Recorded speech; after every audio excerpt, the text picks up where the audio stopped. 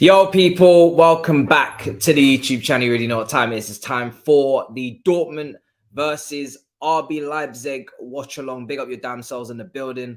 Had a couple of tech issues there, but we're all good to go. Obviously, yesterday, we didn't even have clarity. Yesterday, we had mess. The 1080, it wasn't even 1080p. It was like 180p. It was nuts, the visuals. But I think today we're looking we're looking a little bit better. Okay, bang. Let's just go blue because that's all that comes up. Hope you guys are well.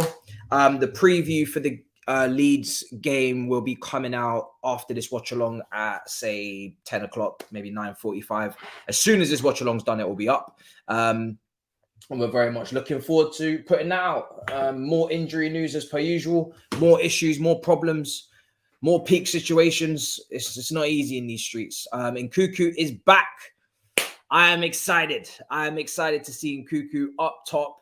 We finally get to see him, really, to be honest, because he was obviously out for the game against Man City. He only came off the bench and did look very, very good, to be honest, but he only came off the bench. So, yeah, now we get to see him properly and very much needed. And obviously, Dortmund, we played him in the second leg next week. So we need to be watching this team one last time here before we play them. On Tuesday. That's going to be a massive game, man. 1-0 down. Bellingham starts today. Julian Brandt starts. Emre Can starts. Haller. So it's probably not too far off the team we're probably going to face at Stamford Bridge.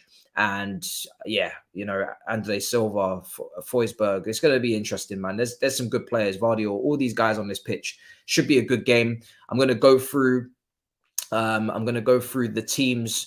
Well, I'm going to go through the table actually in a minute as well because I want to go through the table.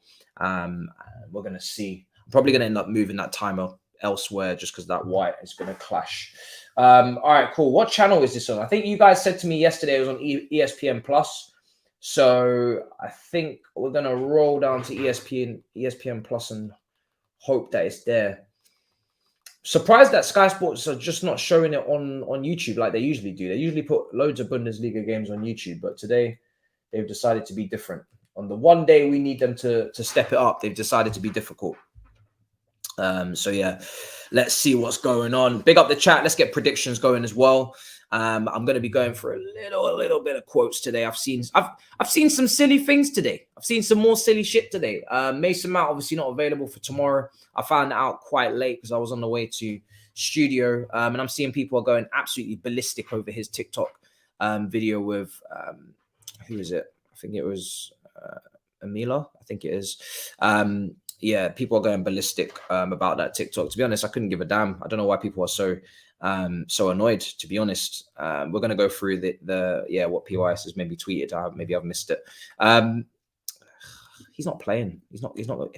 I know people are looking at the intangibles right now and the intangibles ain't stacking up, but I honestly couldn't give a damn. Honestly, I really couldn't give a damn about all this other stuff now. We've got more than enough problems at the moment. Couldn't give a damn about anything else. But people are reading into it and they're not impressed. Let's get the predictions going as well. I'm going to get the poll up. That's all buffering. Let's see. Just come Potter in this. Let him have fun. Yeah, I mean, listen, it's easy to take 3 or 4 seconds out of context. He's doing a little TikTok. What do people expect? Do people expect the entire day of his to be lumbering over Chelsea and, you know, for him to be tactically analyzing Leeds and seeing what Alex Garcia, is going to be setting up? Like, what do people really think is going on behind the scenes? Do they think he's just sitting at home depressed, watching highlights of the game against Tottenham? Like, it's just not going to happen. It's just not going to happen. So, yeah, man. Listen,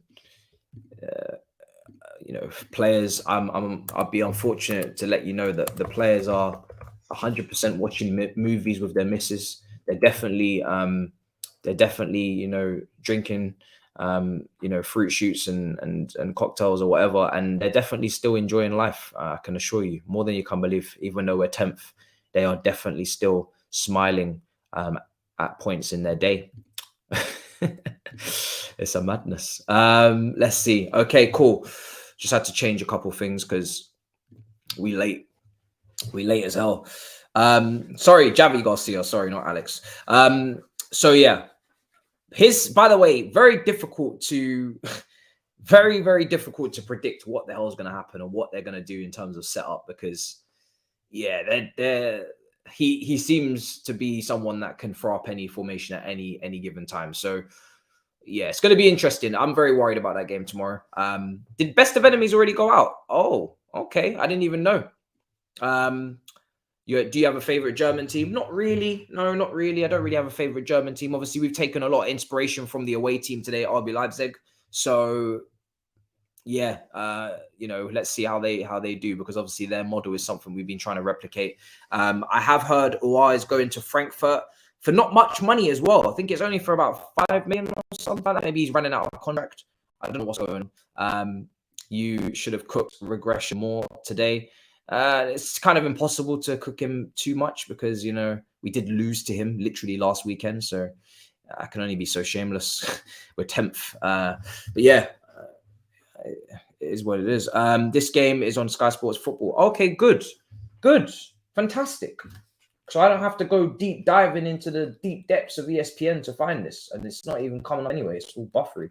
I just want a nice, simple watch along today. I don't want to have no struggles. Obviously, Napoli are playing Lazio as well, but my main focus really is this game, because there's way more riding on it. There's a lot more we need to be keeping up with this team.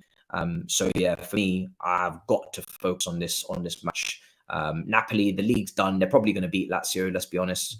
And yeah, they're gonna throw up some nice goals, I'm sure, and have a good performance. But yeah, mainly I need to be in tune with this game. Proper tactical analysis. We gotta watch this game very closely, because yeah, we literally have them next Tuesday.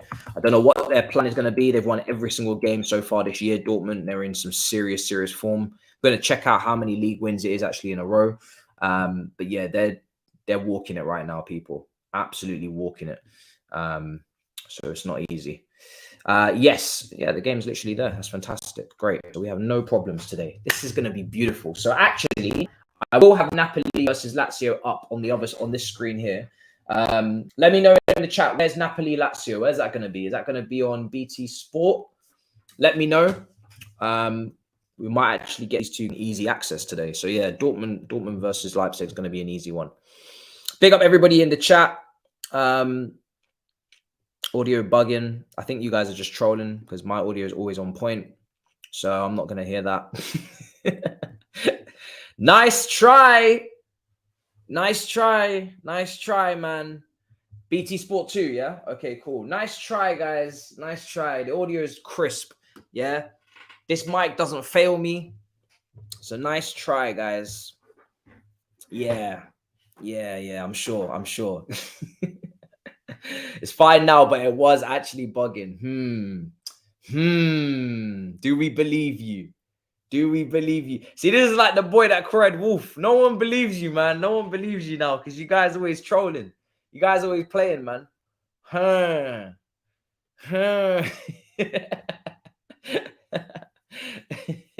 It's fine now, yeah? Sure it is. I'm sure it's cool now, yeah.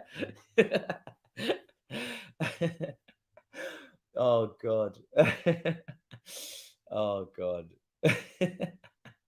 No one is out to get you. They're out to get me every single time. This time it seems like maybe you weren't trolling, but who knows? I don't know what to believe anymore. Do you know what I mean? Sometimes you guys are always messing around, so I don't even know. Yeah, BT Sport are changing to TNT. It sounds very American.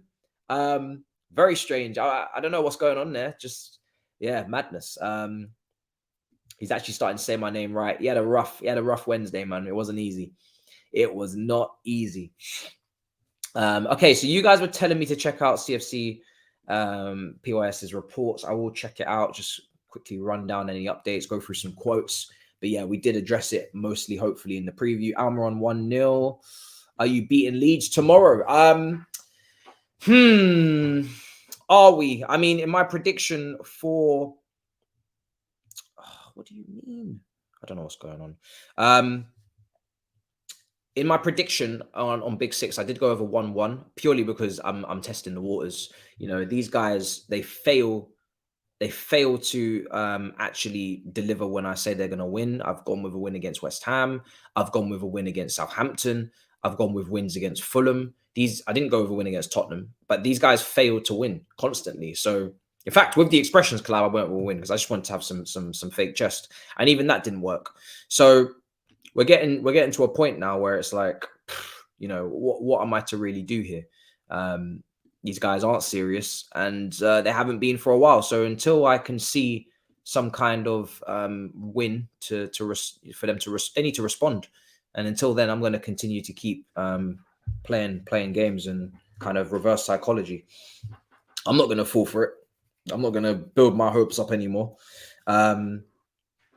So big up KK Ball today. Yes, Napoli, BT Sport 2. We will be there, keeping an eye on things. Napoli versus Lazio. I didn't get to see practice, no, but I have seen that. I didn't get to watch it, but I did get to see. I did see that Alonso did have the fastest time in FP2, I think it was today. So yeah, and what time is I need to see what time qualifying is tomorrow as well. I'm gonna have to catch that at some point tomorrow. Probably clashes with the Chelsea game. Big up. Through each and every time, each and every time. Big up, bruv. Big up. Much appreciated. I wouldn't be surprised if it was a 1-1 as well. Let's go through the Dortmund results recently and see the form coming into this game. Well, you know what? Let's start with the Bundesliga table because Dortmund, you know, they were having a rough season. They were down in 5th, 6th many months ago, and now they found themselves joint top with Bayern Munich. Level on points, 46 points each. Union Berlin on 43 after losing to Bayern quite convincingly last weekend on Sunday. That was clashing with the United match. And Dortmund have won 5 out of their last 5. I'm probably not even surprised if that stretches back further. They beat Hoffenheim last week, Hertha Berlin the week before, beat Werder Bremen. Wow. How many wins is this? Bro, whoa! It's a lot of wins in a row. We're looking at 1, 2, 3, 4, 5, 6, 7, 8, 9, 10 wins in a row in all competitions. Wow. And I think 8 in the league. That 8, yeah, it is. That is mad. Oh, shit. Oh, wow. 10 wins in a row. Oh, damn. Basically, since the World Cup, since the 10th, something's happened during the World Cup. Since they've come back from the World Cup, they've won every single game. 10th of January onwards. The last defeat was on the 30th of November and the 11th of November and so on. And they were actually in losing, 3 games on the trot they lost before the World Cup. This is very bad, guys. We are playing a very, very informed team on Tuesday. Will they continue that today? We shall see. But it's not looking good, bruv. Leipzig are 4th, 4 points behind Dortmund on 42 points. So a big opportunity for them to come here and win and maybe get themselves back into the title race. I mean, if they win, they would basically be within touching distance. So a big opportunity for RB Leipzig today to get a win. But this is ridiculous, man. These guys have won 10 games in a row. Oh, Lord. Did you watch El Clasico? 4 out of 6 wins in 1 year. Yes, I did. We did the watch-along. Yesterday for El Clasico. We did it. 1-0 win in the end. Real Madrid, I don't know, man. 1 minute you think they're serious, and 1 minute they're back to being a little bit stale. So kind of weird to predict, especially with the injuries that Barcelona had. I was a little bit surprised. I went with a Real Madrid win, personally. So I was a little bit shocked to see you go to the Bernabeu and get the win, but fair play. Haller is back after the World Cup. Is that what's made the big difference? What is the main reason for Tottenham not winning a trophy? If you want to find the answer out to that question, go on to the Best of Enemies. With expressions, you're gonna hear me wax lyrical about just that. We've seen that. We've gone through that already with Alonso. We'll see what happens in quali tomorrow. Very, very intrigued to see. Hopefully, I mean, listen, I'm always rooting for Fernando Alonso. I know he's like kind of the evil guy in the sport at times. He's the nemesis, but he's an unbelievable driver, and it would be great to see him in a great car for once. So hopefully, yeah. Hopefully he actually delivers. Well, he always kind of delivers. It's the car. If the car's ready, I'd love to see him in one of the top teams in terms of the best performing cars and see what he actually does. Because I feel like he would actually perform, and God knows where that would take him. You know, I don't know what is his ceiling when we haven't really seen him in a top car. We don't really know. Okay, so they're gonna need that in a different format. I've got a really something in my bruv. I got my throat has just got some tingling feeling, bruv.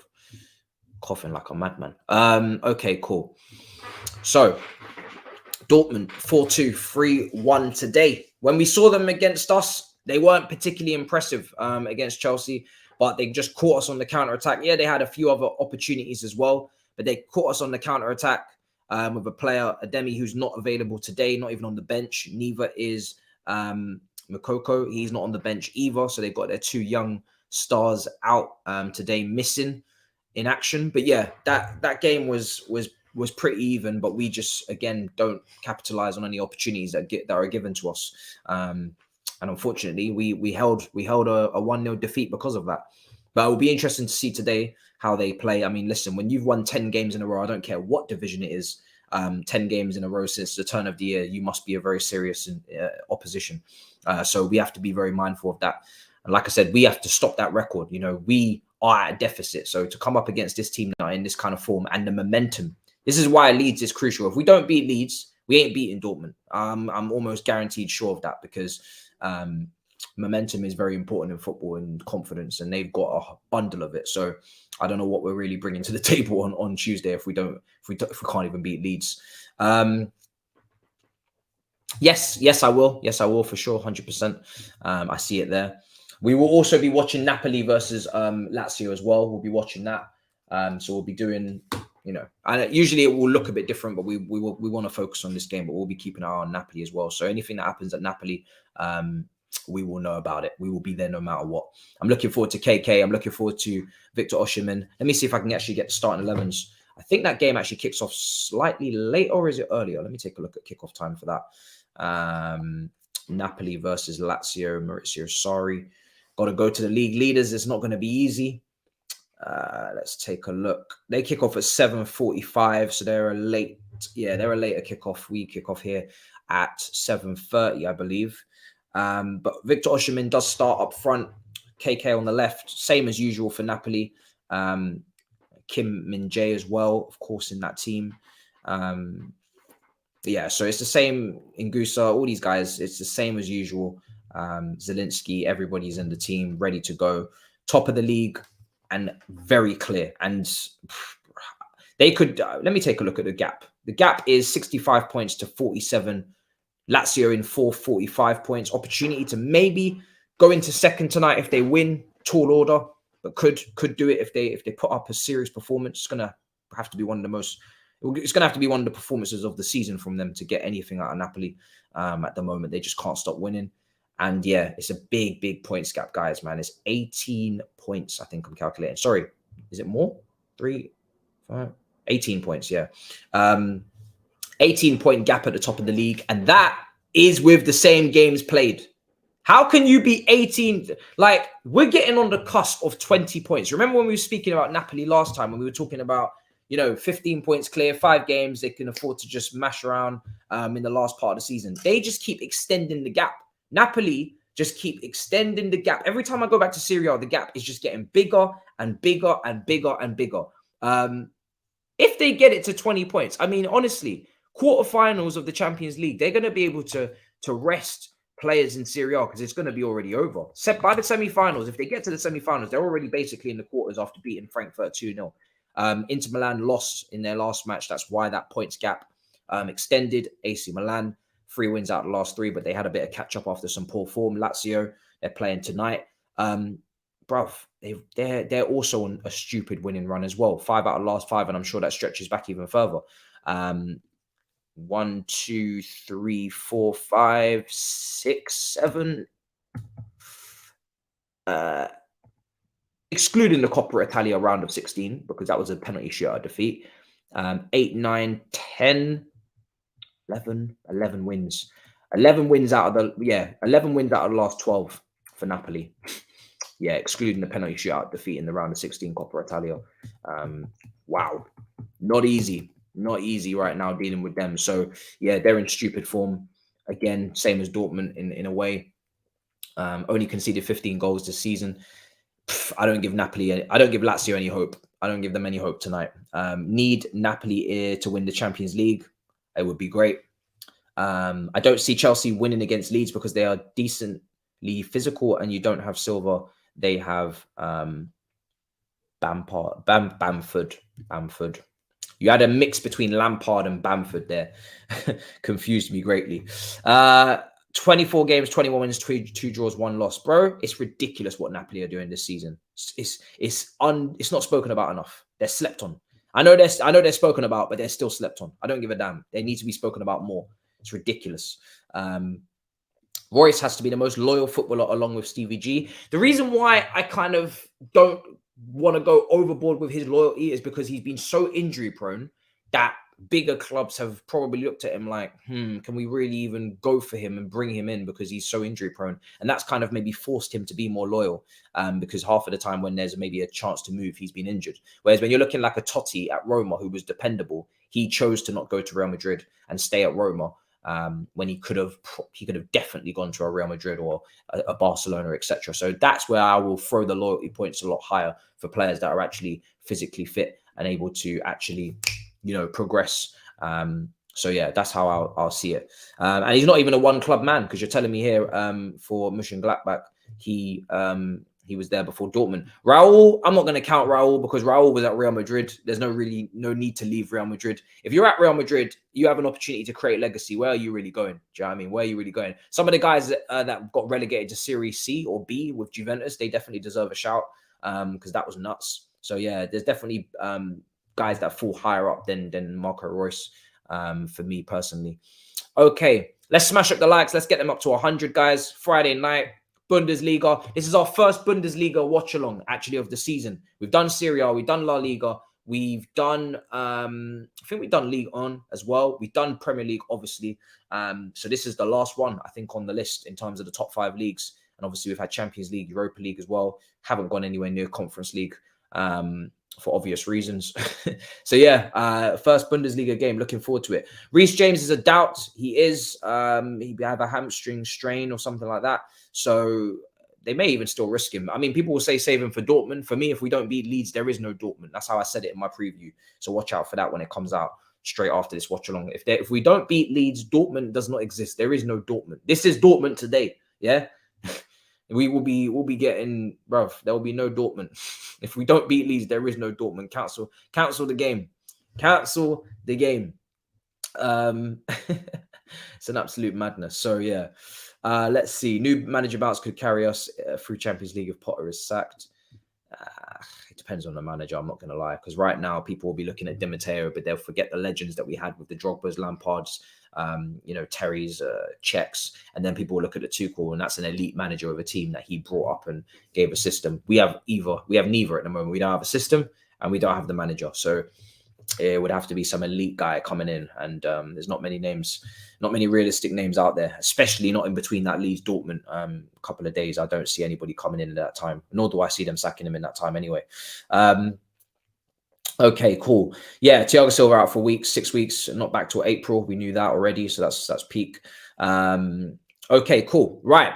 Big up everybody inside. Dortmund versus RB Leipzig. We've gone through a little bit of Napoli, Lazio. Lazio, like I said, are 4th.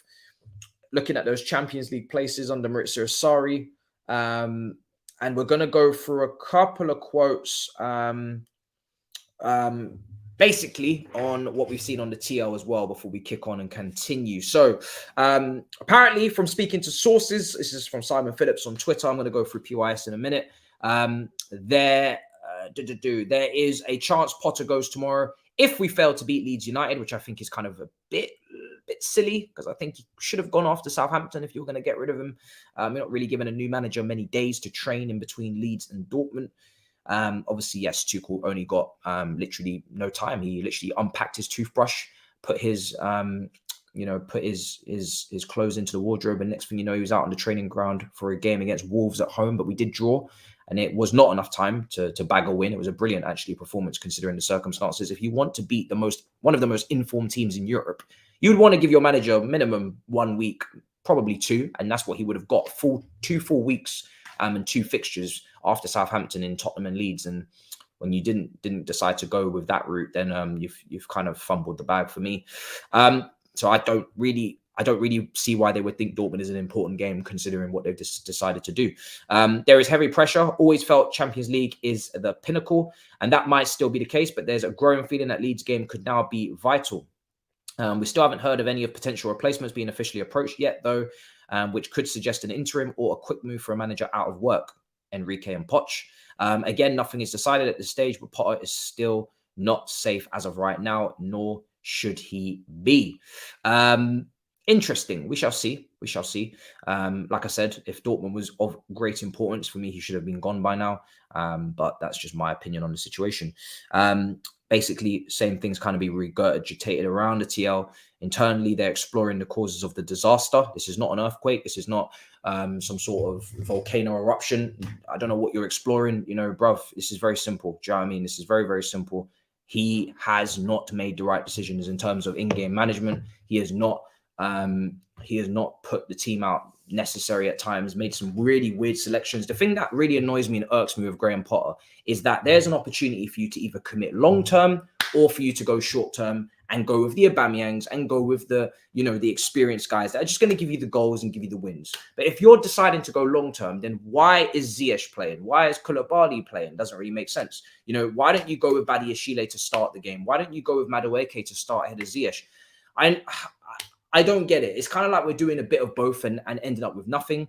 And that's where it feels right now. Maybe not ruthless enough, not cutthroat enough. For me, it's a strange situation. I don't really understand it. And yeah, it maybe demands someone a bit more ruthless. The players, some reports are saying that the players are, not really sure why they haven't been slagged off. He's coming out and in post-match press conferences speaking in a way of, defending the players or being very calm, very composed, not pushing blame, which is great. Because most of the managers, when it comes to squeaky bum time, they start to play the blame game and don't really accept responsibility. He's not really done too much of that either. He's kind of just left things up in the open. But it's almost like the players were expecting a bollocking. The players were sitting there thinking, yeah, we've just lost to Southampton. He's going to go into us now. He's going to really cuss the shit out of us and put pressure on us and ask us to kind of rise. And he hasn't done that. And we're like, wow. That's a bit weird. And then they're probably going to start to make comparisons to former managers that have managed them in their different careers. Most of them been managed by elite managers at some point in their career, whether it be, the Simeone motivational tactics. You already know he's going to be screaming heads off in changing rooms, whether it's Tuchel, whether it's Pep for Sterling, whether it's whoever, there's a whole illustrious Ancelotti, whoever, there's loads of names, and they're going to start making their comparisons, and they're going to start thinking to themselves, well, this doesn't really make sense. But also some of them, obviously, according to reports, are completely behind him, and I think Cucurella posted on Instagram story today saying trust the process.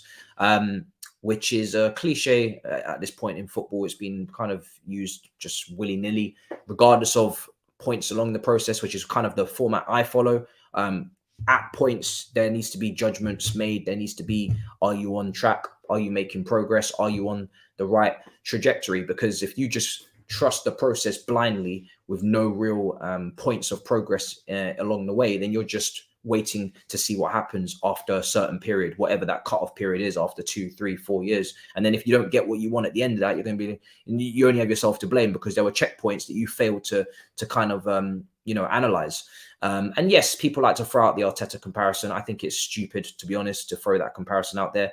1, because we had a better team than Arsenal to start with. 2, because we spent 10 times more money than Arsenal. 3, because we play Champions League football and they played Europa. 4, because we have a bigger squad and they don't. There's just no real comparison between the two clubs in terms of expectations, in terms of anything really. It's a lazy comparison for me because for every one Arteta, which is, by the way, anomaly because no one expected him to be top of the league, there are 100 David Moyes or 100 Ole Gunnar Solskjaers that needed to be sacked and were sacked for a good reason because they were not performing and they needed upgrades. If you don't sack Ole Gunnar Solskjaer, you don't get to Ten Hag. If you don't sack certain managers, you don't get to where you should be with the right manager. So for me, it's lazy. I get that his football needs time, his philosophy or whatever he's building needs time. He's not a short-term fix, but you still need to get results along the way. You can't just be out here losing most matches, 2 wins out of 16 and getting away with it. So we'll see if he ends up winning tomorrow against Leeds, but I don't have too much confidence. When you go through that Leeds team, it's actually a very good team. It's a very, very good team.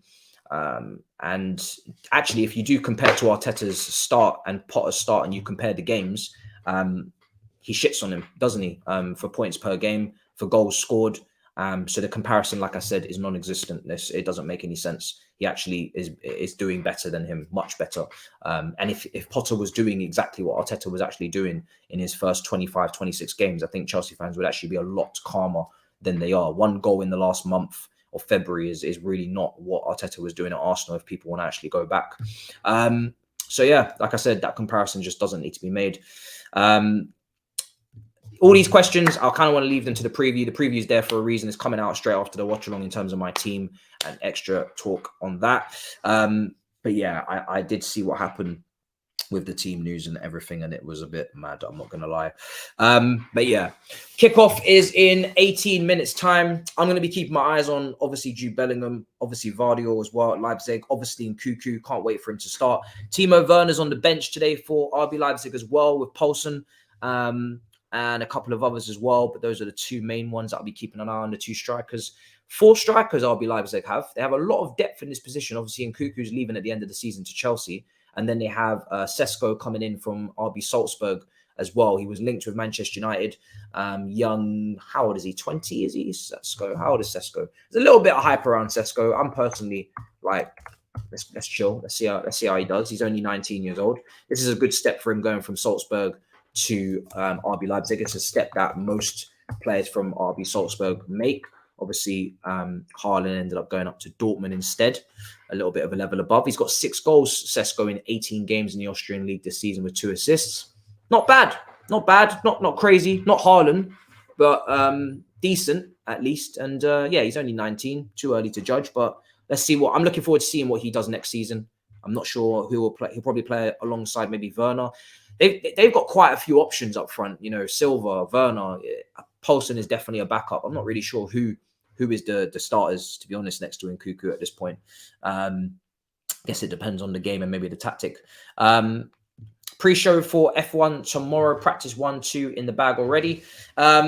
I mean, yeah, I didn't get to watch practice in terms of watch it in live time. I just know Fernando Alonso had a really good practice. I'm not doing qualifying tomorrow on one track GP because, of course, Chelsea play, but I will be there for the watch-along Bahrain Grand Prix on Sunday. So, yeah, one track GP is where you'll find me for that watch-along. I'm looking forward to it, man. First race, desperately need a good race, entertaining, start the season off right. And yeah, man, I'm buzzing. Can't wait. Okay, for that, yeah, he's cooking, man. He's cooking. But it's early days. I don't want to read too much into it because it is Bahrain, the rear tires. There's certain specific things at this track you're not going to get at other tracks. Obviously, the temperatures. We need to see these cars. We need to see these teams in the wet.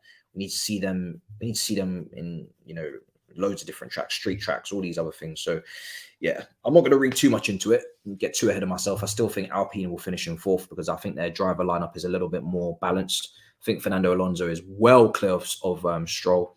And then I think Gasly and Ocon for me are better than Stroll. So I'd be going down that route just in terms of constructors at least anyway.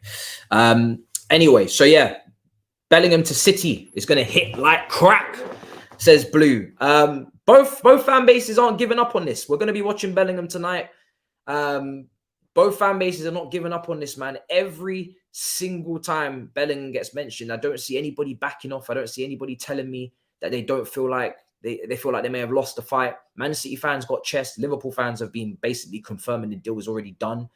Grizz told us June 8, June Bellingham, yeah, with the handshake emoji.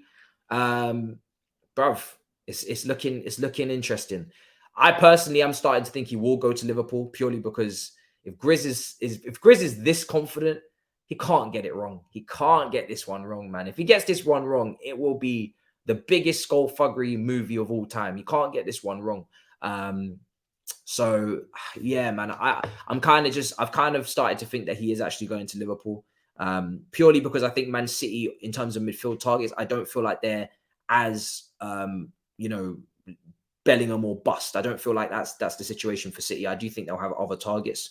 And yeah, I would be kind of surprised now if Liverpool actually didn't get him. But if they don't get Champions League and they don't get new shareholders or whatever they're looking for in terms of finances, then there's no reason to suggest that they absolutely will get him in terms of finances, unless they're going to blow all their money on one guy, and not acquire the other positions needed, or not go as strong in the other positions, or maybe some scouting will be done. I don't know. They're going to need to save money somehow, because he's going to cost minimum, I think, 120 million. If you do want to find the F1 content, and where I'm going to be for that, it's not going to be on this channel. The only time I'll speak about F1 on this channel is on the Roundabout on Mondays, as a little summary of all the sporting events of the week.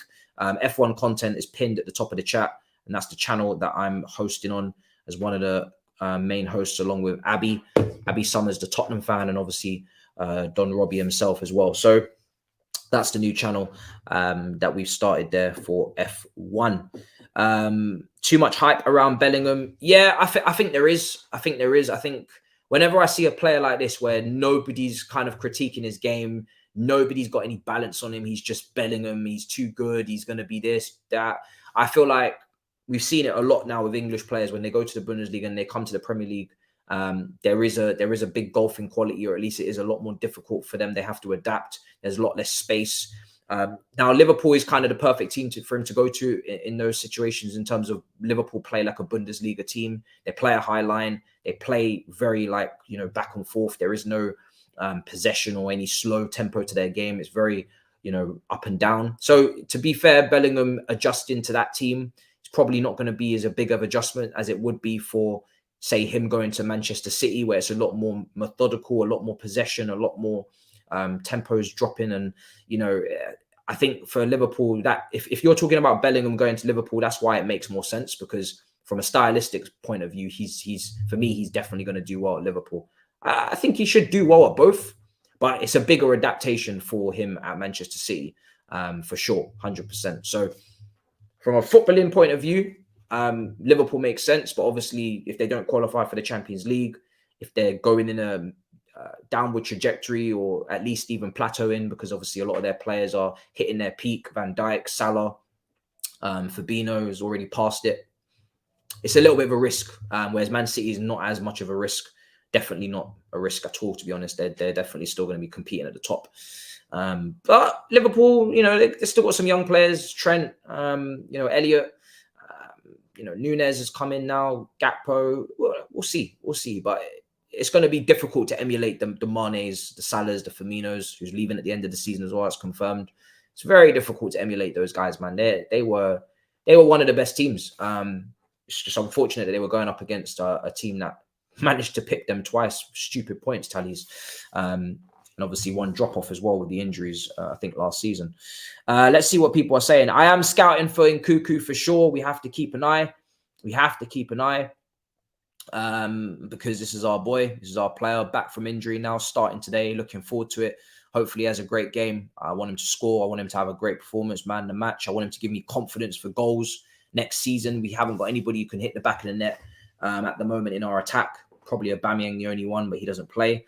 So if Nkunku can do bits, that would be fantastic. If he can come in and show that he's, prolific, clinical, that's exactly what's needed, because we already know the other side of his game in terms of, going past players and having a little bit of flair to him and having a good first touch. He's already got all of those boxes ticked.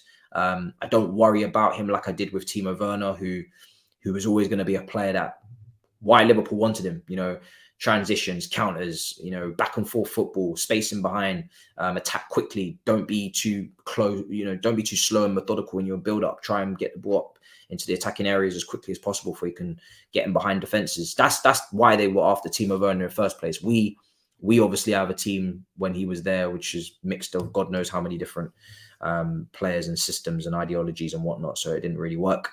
But he's on the bench today, and if he comes on, I like Timo Werner, man. His personality is top. It's just a shame that he couldn't stay on side and he couldn't score enough goals. His finishing was mad, but He's a great guy, 100%.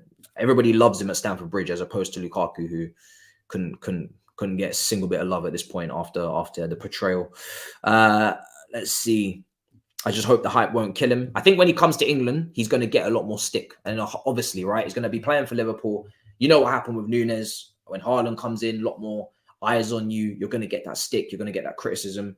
Microscope is firmly on you. That's exactly what's going to happen to Bellingham. When Bellingham comes to Liverpool, he's not going to be getting the whole country behind him like he does at Dortmund, where he's out of the way, overseas. Nobody dislikes Dortmund, so nobody has any reason to criticize him or have an agenda against him. When he's at Liverpool, if he's not performing, people are going to be giving him the same heat that any 100 million player is going to get. And that's going to be interesting to see, A, if he fights the allegations that come, B, if he rises and responds, and C, just how good he is, and just how how well-rounded he is. Because we all know he's a great player in terms of his ceiling is ridiculous, but the limitations, what are the limitations in his game? Will that hamper him? Will he be as well-rounded as he's been made out by the media, etc., etc.? It will be very interesting to see how it goes. So yeah. Okay, we're 8 minutes away from kickoff. Timer's going to be going up very, very soon. Just looking at the coverage now, Dortmund, yellow wall, flags are flying, atmosphere is brazy. I need to go to a Dortmund game in my life for sure. This atmosphere is nuts. It looks crazy. Bundesliga in general, the atmosphere is actually quite on point, it seems. And that's probably because of the ticket prices actually being at a normal level. So yeah, looks mad. And I think you can drink in the stadium as well. Pints be flowing. I don't know. It just seems like it's a lot more chill, a lot more easygoing. I don't know if you can bring flares in Germany in the Bundesliga games. Can you bring flares and stuff? I don't know. I do see flares definitely popping off at times. In England, you can't do that. You'd be arrested immediately. Someone even brought a flare to the protest that we ran for the Ricketts, and they literally was the police took them away. We got the blue flares going, and whoever let them off was walking away with the police immediately. It was peak. It's such a shame because it does actually help the atmosphere. I'm not gonna lie, flares make a big difference. It's very difficult for you to be quiet with flares going off around you. Like if you're quiet with flares around you, then there's something wrong with you because it's just not possible. Liverpool always get flares. Let's see. Liverpool were gonna make a financial loss had they won the Premier League and Champions League last year. Success literally isn't sustained with FSG. That's mad. Dortmund atmosphere is crazy. I went there for an away leg. Mud. Are you talking about for Chelsea? Just recently, just gone, or before that? Officially, it's not allowed, but somehow they find a way. Yeah, they no matter what, they must bring those flares. We won't. I don't really like to talk too much about Victor Osimhen at Chelsea because Napoli are bastards to deal with, and they're not easy to deal with whatsoever. So they are one of the toughest negotiators in football. If you thought Rui Costa was bad, you don't know what you're dealing with when it comes to ADL at Napoli. So I personally don't see that happening. It will be over 100 million, and depending on how long Ivan Toney's ban is, he could be an option as well. But if we were to get Eunice's wish, which is Jose Mourinho, I'm 100% sure Jose Mourinho would see Victor Osimhen as the solution and the guy to go and get. But yeah, it'd be a madness. I don't think that's going to be happening. We won't be getting Jose Mourinho, in my opinion, at all. I think it will be between Poch and Enrique. None of them have release clauses to pay. Both of them forward thinking. Both of them integrate youth. Both of them play good football. So I think Poch or Enrique is your favourites for this job. Flick is in there because, of course, Vavel, if you want to go with the German connection with the director of football, but he is at Germany and I don't think he wants to leave them personally with the Euros coming up actually in Germany. And it seems to be his dream job. Frankfurt atmosphere is sick. They sing You'll Never Walk Alone. They do. Who are you taking from the big Bundesliga clubs for Chelsea? What do you mean in terms of that? Just elaborate a little bit for me, please. Are you talking about players? I think you are. Yes, I have it. Don't worry. It's an easy game to watch. It's on YouTube. Fantastic. If you need to know Sky Sports Football on YouTube, Dortmund versus RB Leipzig. That's where the full game's being shown. We will have no delays, no buffers, no problems today. It will be simple, and I'm looking forward to it. And then I've got Napoli Lazio here as well on the right. And I'm going to be looking at Napoli versus Lazio as my side game today as well. So we will be seeing if KK and if Victor Osimhen step up to the plate. But I want to focus mainly on this game because, of course, we play Dortmund next week and we have Nkunku is our player as well. And it's just nice balance because Saeed is doing Napoli versus Lazio. So he's obviously on Victor Osimhen watch. He's basically, every single time he says he's going to watch a player, they end up going somewhere else. It's a fantastic little game we got going on. I remember the João Felix watch and how that ended up transpiring. Wonderful. All right, cool. So this is where we're at, people. Okay.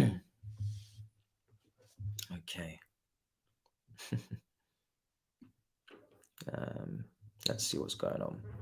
Flick is there? What do you mean he's there? I don't know.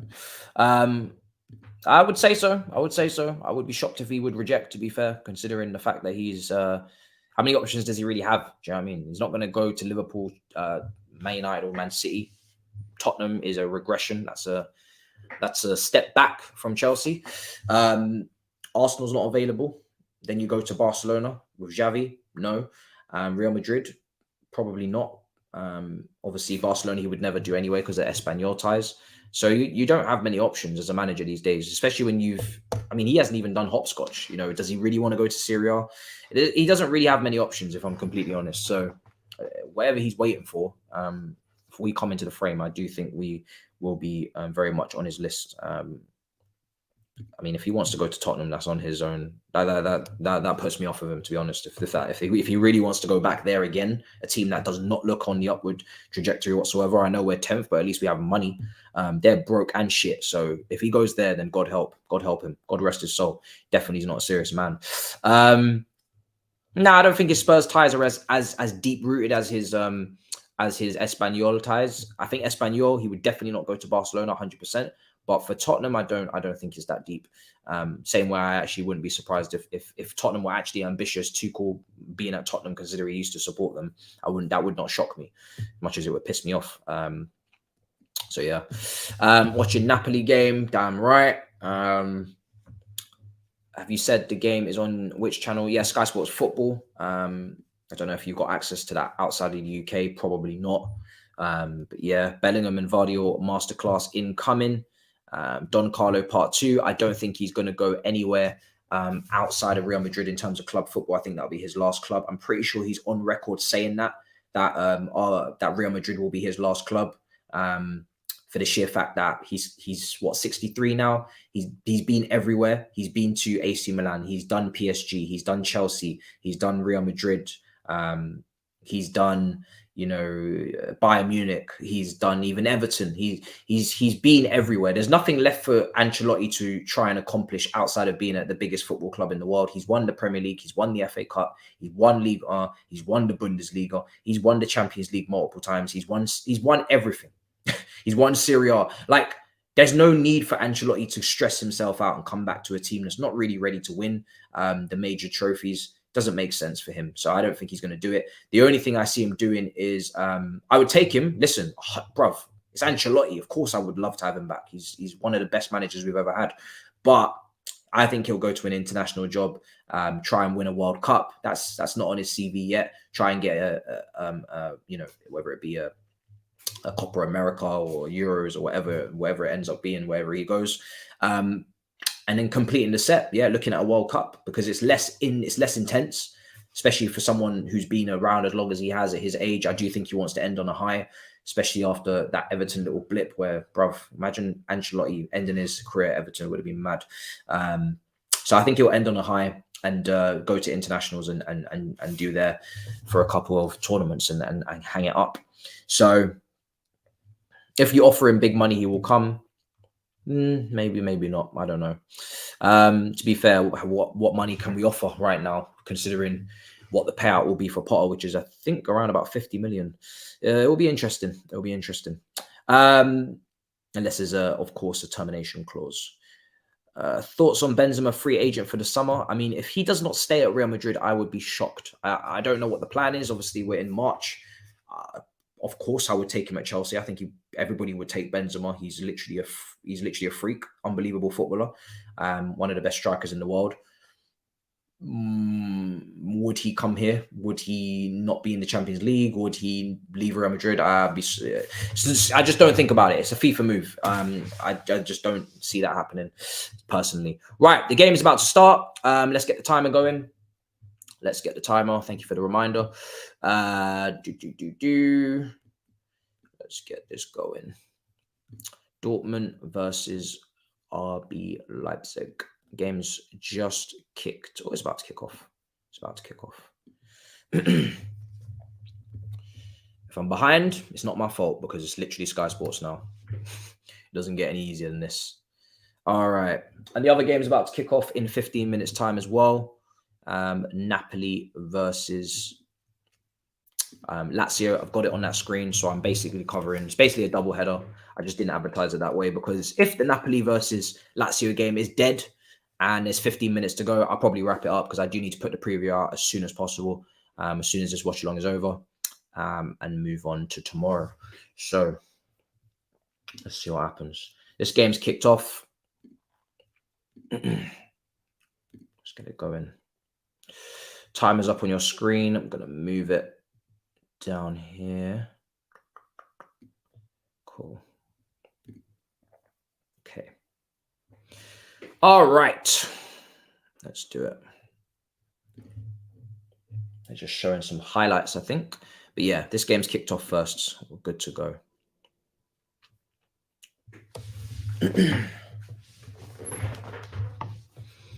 It's going to be hopefully a good game, man. Bundesliga, one thing you can count on is goals, man. Surely. Shouldn't be getting no dry game. Yesterday, La Liga. It seems like La Liga is always a problem. It seems to be like it's always a thing where, you know, you're not really going to get guaranteed goals. La Liga games seem to be low scoring.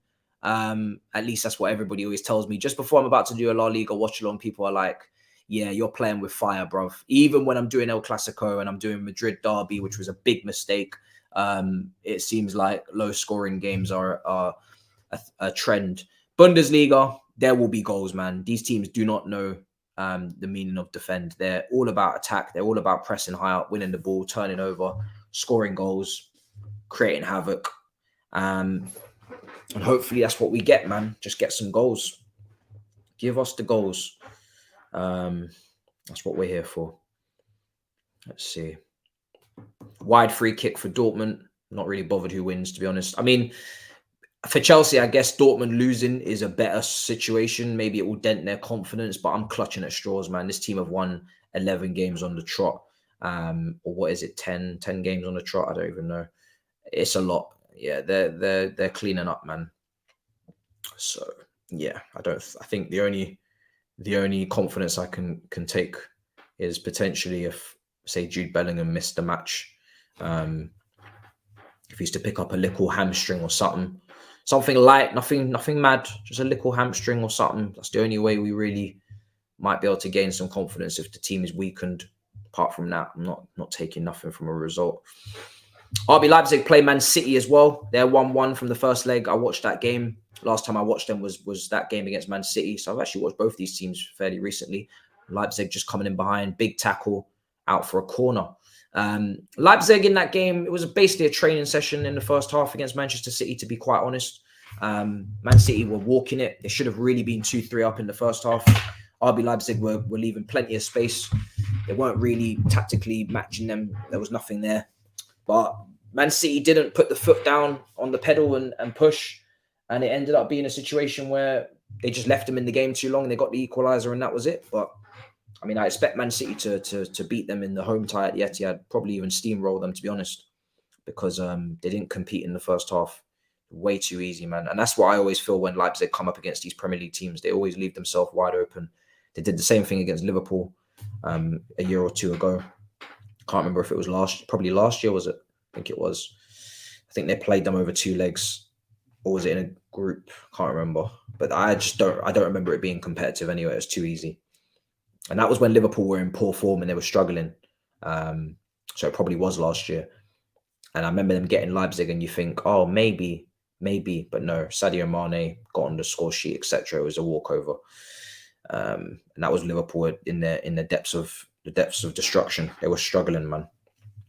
Leipzig shot from distance, good save, very good save. Yeah, this timer will be 15 minutes ahead of the Napoli versus Lazio games. Just bear that in mind when that game kicks off. That's what will be happening. Huge advantage. Is Kobel misses the game versus us. How big of an advantage is that? Let me know. I'm unfamiliar. Bundesliga is basketball, football. Oh, he's not in goal. Oh, sorry. Is he not in goal for this game? He's not in goal for the next game? Is that a mistake? Oh, he must have got injured pre-game. Okay, cool. 1 second. Let's see if we can get that changed. Maybe he got injured pre-match. Let me take a look.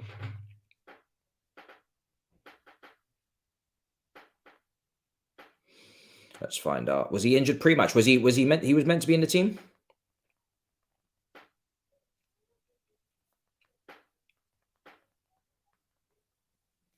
Let me know in the comments. Open game, Nkunku again. Good save. Yeah. 0-0, 4 minutes gone. Let me take a look. Trying to see what's happened there. So who is in goal for Dortmund? Is it the guy we have on the bench? Let me take a look. I just want to see if it was our error or... No, it wasn't our error. So it must have been a late change, maybe down to an injury. He was in the graphic for the game an hour before kickoff when Dortmund put out their team. But it appears there has maybe been a late change. Let me find out just exactly what's happened. It is now Mayer in goal. Or Mayer in goal. Alexander Mayer. Okay. So he's in goal. There must have been a late change.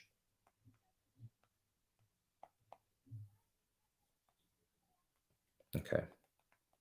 Yeah, that's not our fault anyway. That's all that matters. We'll see if we can get that change, people. Hectic football. Hectic football indeed. 5 minutes. We're loving it. First time watching a Bundesliga game on a watch-along this season. So I'm expecting chaos. This is one of the closest title races in Europe as well. It's just 3 points separating the top three. And Leipzig, if they win today, will make it even closer. So I definitely expect us to be doing more Bundesliga games, especially when they are so easy to access. You know, they're on YouTube. It's brilliant. I wish all the games were like this, but it's obviously never going to happen. But, oh, here they come in behind. Oh, you should be hitting the target, Nkunku. You should be hitting the target. That's a brilliant opportunity for Nkunku. He's all alone. And RB Leipzig have had a couple of opportunities in this first half. 6 minutes gone. He's in behind off that left side. Cuts in. Tries to wrap his foot around it. And he's curled it way wide of the target. He should be hitting the target from there, man. He's misjudged it. Should be hitting the target. He was aiming for that top corner. Couldn't get it. A Leipzig win makes the title race even more interesting. Big chance for Nkunku. I think he's had a couple. Had a shot a minute ago as well, saved from the keeper. So loads of chances. I mean, listen, we sometimes in Premier League games, we need to wait 20 minutes to see these type of chances. In Bundesliga, inside 6 minutes, the XG is probably already 10. Do you know what I mean? Like, it's crazy how many opportunities you get in Bundesliga. And here's another shot. Yep, saved. Bruv, we've had 4 shots in like 7 minutes. This is insane. Bruv. I'm starving in most matches. This is crazy. Wow.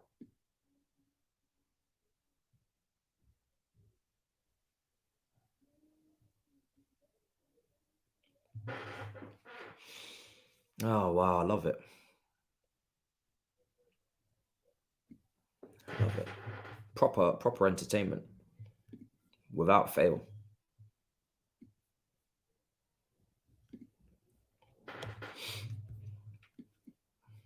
Here's Dortmund coming forward, right-hand side, crossing it in. Headed away out for a corner. Dortmund looking to make their attack. Let's see.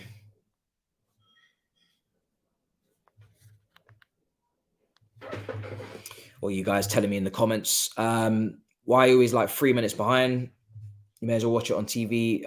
YouTube is massively delayed. Well, I didn't know that. Yeah, apparently YouTube's delayed. That's a bit weird considering it's on the main channel. Okay, I will check it out on TV and see what I'm looking at here. I thought I'd be actually in time. Obviously not. Corner's going to come in, headed away. Let's take a look what we're working with here. Okay, well then we'll definitely just cover this mainly.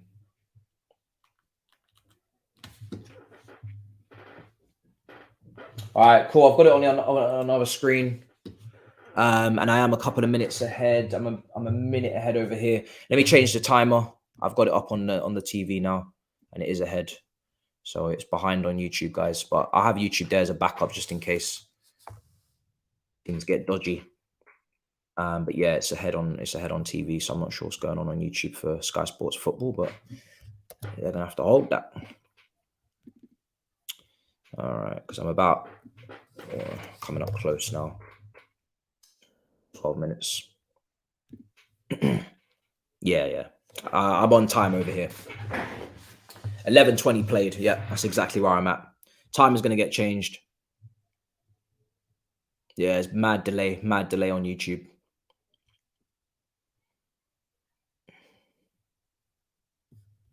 Yeah.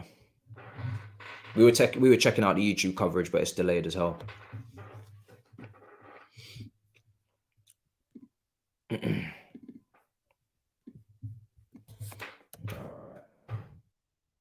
Up to date now anyway. Dortmund in possession. Playing it out wide.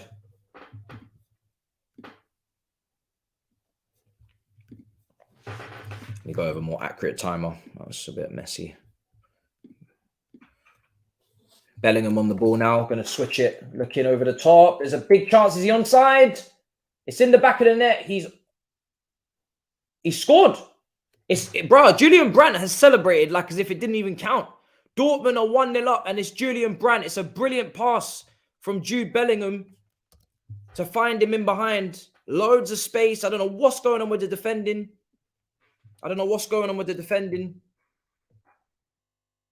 They're playing it around the back. Bellingham kind of drops in.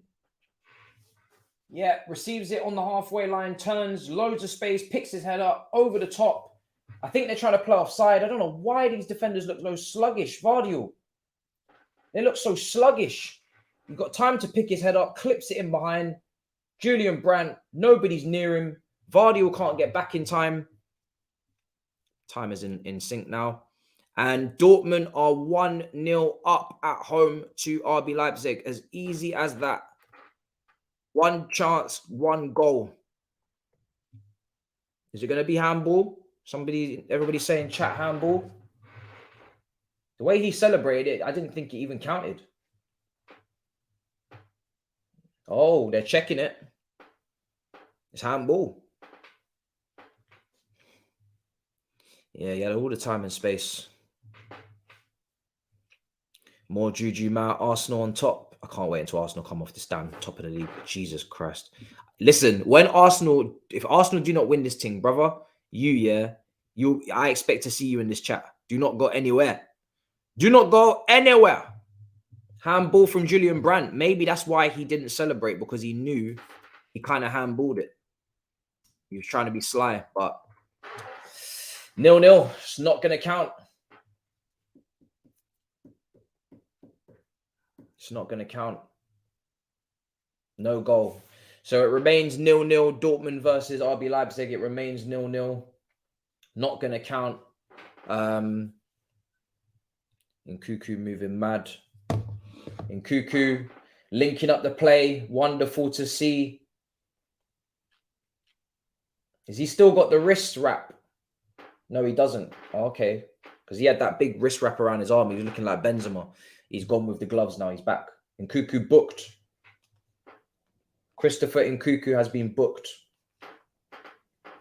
Keeping our eyes on him today. You would assume, a lot of people are saying, I mean, him and João Felix, how are they going to play together? I think the best way of maybe getting them in a team, especially if we're still going for a striker, is maybe going with similar formation to what Barcelona play, is that 4, which kind of moves into a 3 when Balde pushes forward. That could be Chilwell. Reece James could tuck in as a right side centre back. Obviously, you've got Badiashile and Fofana or Trevor Chalobah in that back 4 as well. Then you go with the 2, Enzo and a DM. It needs to be a top DM alongside Enzo there. And obviously, you've got some other combinations. N'Golo Kante can go in there instead of Enzo, etc. And then you've got Nkunku and Felix at the top of that box if Felix was to be signed permanently. And then you've got the striker at the top and you've got the right flank. Sterling and Madueke could interchange on that side. And you've got your Victor Osimhen or you've got your Ivan Toney up top and you've got that box. That box formation in midfield, I mean, Potter's played it before at Brighton. We've seen it at Barcelona. We've seen it at Arsenal, away to Tottenham as well when Zinchenko tucks in. So if you put Felix and Nkunku at the top of that box and allow them to go left to right and interchange, then that could be the way forward for those two because they both need to play off the striker in ways. But yeah, that's kind of my brainstorm on that matter, how that could work. You don't shove any of them kind of out of position. You kind of just play the both of them in the pockets. You couldn't play them in midfield free because defensively you get destroyed. So you got to go with a double pivot ahead just behind them to give them some security. And that's how I see it. If Felix was going to sign, obviously.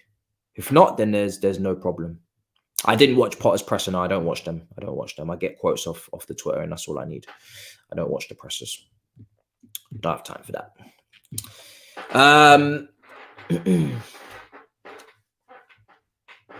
Yeah, he's already catching heat, to be honest. I think it's slightly unfair considering that, very unfair considering actually the form we're in and the fact that nobody's even playing well, but I'm not really too bothered.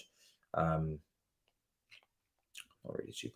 mean, people need someone to criticize at the moment. For me, when everybody's playing poorly and no players are improved under the manager, then I think there's nowhere else to go, to be honest, apart from him. Right, here is RB Leipzig pushing forward with Nkunku, carrying the ball. Oh, here they are. Oh, why would you make that bonehead decision? Oh, my days. Bro, there's so much space. Look at this now. Bro, look at the space. Oh, my days. It's wide open. Blocked for Dortmund. Out for a corner. Good defending from Vardiel. Good defending. Loads of space on that transition down the right-hand side. Brilliant pass. I think it's from Bellingham. It is. Really, really good pass. It's shown some really good passing range already in this game, Bellingham. Good block from Vardiel. Goalkeeper looked like he weren't going to save that. The position that he took up was mad. Yeah, basically a 4-2-2-2. Yeah, and that can change to a back 3. And it becomes kind of a 3-3-3-1. Or maybe a 3-2. 3-2-4-1 in a way. Because you're going to stick with that double just there to the back 3. Badiashile pull out to the left. Those passing lanes are open to Chilwell, who basically plays as a winger at that point. And Ian Maatsen could definitely play that role really well. Cucurella couldn't, but Ian Maatsen could play that Balde role, I think, for sure. It's very good going forward. So yeah, it could work, man. It could definitely work. It would definitely kick out quite a few players, but it could work. You guys are all shouting penalty for Dortmund. I'm not quite there yet. 19 minutes gone. But I'm getting there. Let's see what's going on. Good 1-2 down the right-hand side. Clipped over the top, in behind. I'm guessing this is where it is. The goalkeeper comes out. It didn't really look like there was a massive connection. He looked like he pulled out of that one, but yeah, I don't know. I need to see a replay, man. That looks a little bit soft. Did he touch him? I guess he must have. Ball's clipped in behind. This high line from Leipzig continues always. Goalkeeper. Oh, I don't know. I need another angle. Here it is. Marco Reus. Oh, he catches him. He catches him on the shoulder. Yeah. It's a penalty, mate. Whether you like it or not, it's a penalty. Oh, is it a free kick? No, it's penalty. Penalty. Yeah, it's definitely a penalty, man. He clips him. His shoulder hits him. Yeah, his shoulder hits him. Listen, when you're running at that speed and any type of contact sending you down, any type of contact is sending you down. If you're not running at that speed, that type of contact is not enough to send you down. But when you're running at that speed, that type of contact will mess up your balance and you're gone. So it is a penalty. It is definitely a penalty. I've definitely seen softer. Seen many penalties be softer than that. So yeah, clear and obvious penalty for me personally. Penalty now for Leipzig. Sorry, for Dortmund. Let's see if they put it in. Let's see if they put it in. 20 minutes gone. Marco Reus stepping up to the plate and into the bottom corner. It's a brilliant penalty. Brilliant penalty. I mean, it's right in the side netting. Some people are saying it's not a great shot. It looks like it's routine from him. It looks like it's business as usual. Just puts it straight into the bottom corner, basically off the side netting. Easy as you like. 1-0 to Dortmund. Yeah. Let's take a look at the penalty again. Was it a bad shot? Did he scuff it? Nah, he's not scuffed it, man. It's a clean penalty. Clean. This is what he does. This is what he does. Normal service resumes. This is what he does. That penalty there, he done that a million times, man. He doesn't even give a damn where the goalkeeper's going. He's just doing what he does.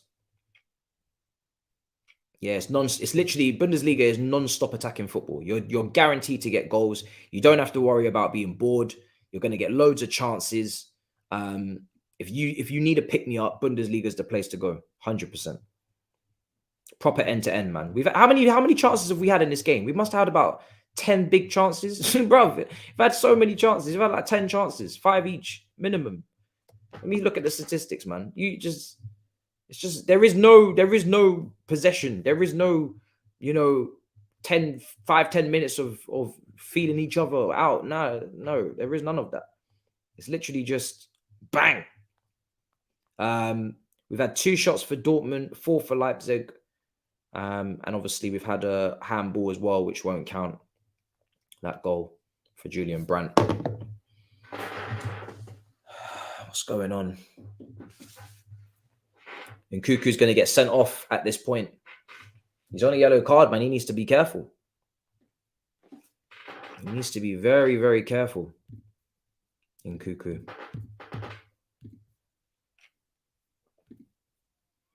He needs to be careful. Going up for the header.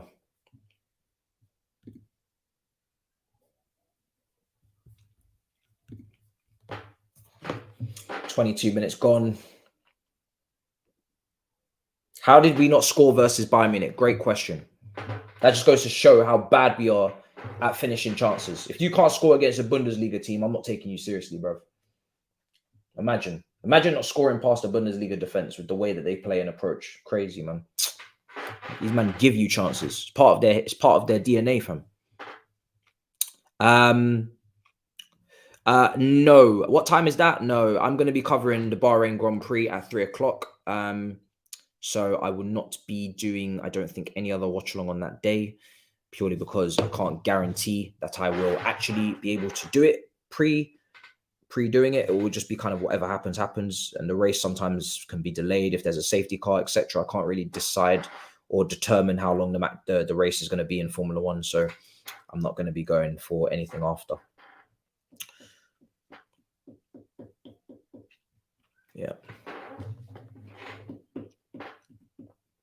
That's why the XG stat against Dortmund was meaningless. They played that game. Yeah, bruv. That's why us creating chances against Dortmund, I didn't really give Potter any points for that, because you're going to create chances against Dortmund by force. It's nothing to do with tactically being different or setting up the team in a certain way. You will create chances by Dortmund. They force you to create chances. If you don't create chances against Dortmund or any other Bundesliga team that I've seen, then you are doing something very wrong. There's something very wrong with you. You might want to get checked out because it's not looking good. So yeah, there's no way I'm putting points on the board for that. Create some chances against some low blocks at Stamford Bridge. Yes, the preview for Leeds is dropping straight after this watch along. It will be up on the channel. It's already they're scheduled, ready to go. So yeah, preview will drop. It's quite a funny one, as it always. Okay, cool.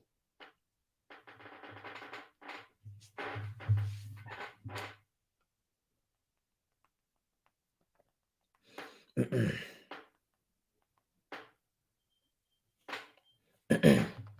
25 minutes gone. Let me just yeah, I'll do that at halftime.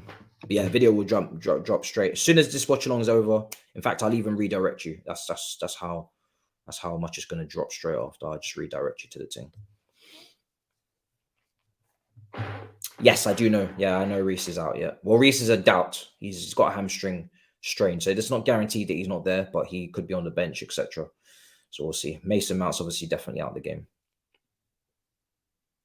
Julian Brandt, so technical. 25 minutes gone. Dortmund down this right side. Oh, they're going to go inside. Let's go. I haven't seen...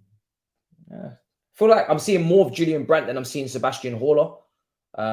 Julian Brandt kind of feels like the Gundogan at Man City in this game, or the Foden at the start of the season. He's kind of the decoy, or if anything, maybe Haller's the decoy. And yeah, he's making a lot of runs off of him, a lot of off the ball runs for Bellingham to spot. The goal.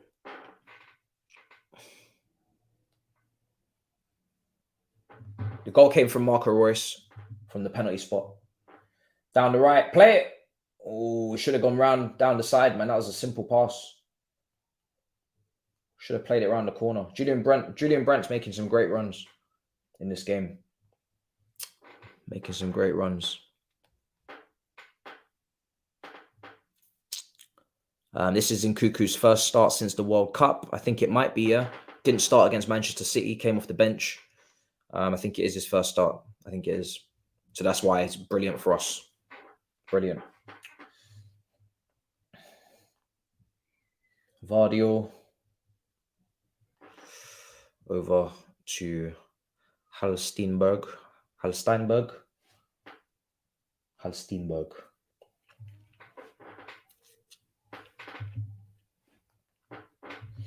Play it.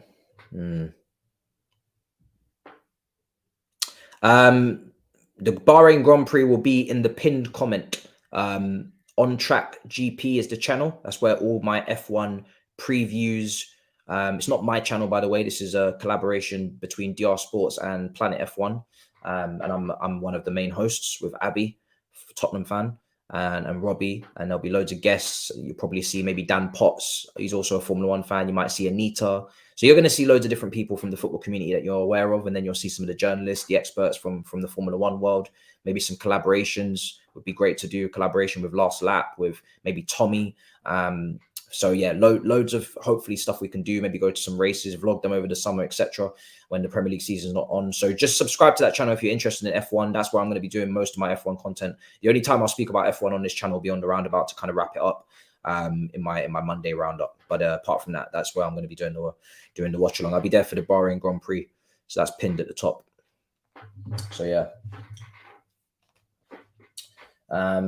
Unless the Grand Prix clashes with a Chelsea game. Obviously, I'm covering every single Chelsea game on this channel until the end of the season. If the Grand Prix is on at the same time as a Chelsea game, then I will be speaking on the Grand Prix here as kind of like a side to the main game. But yeah, as I'll have that on a separate screen. But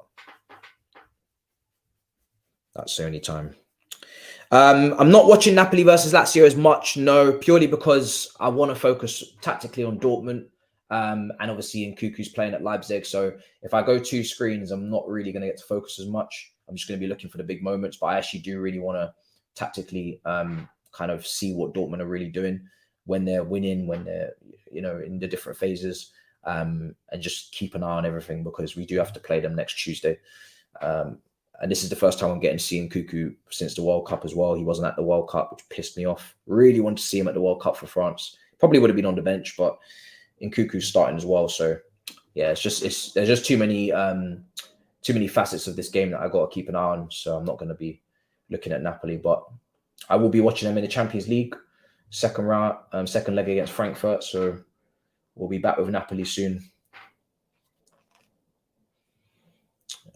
I was going to watch both at the same time as well if the Sky Sports football wasn't delayed, but it's so delayed I had to put it on this screen. So yeah.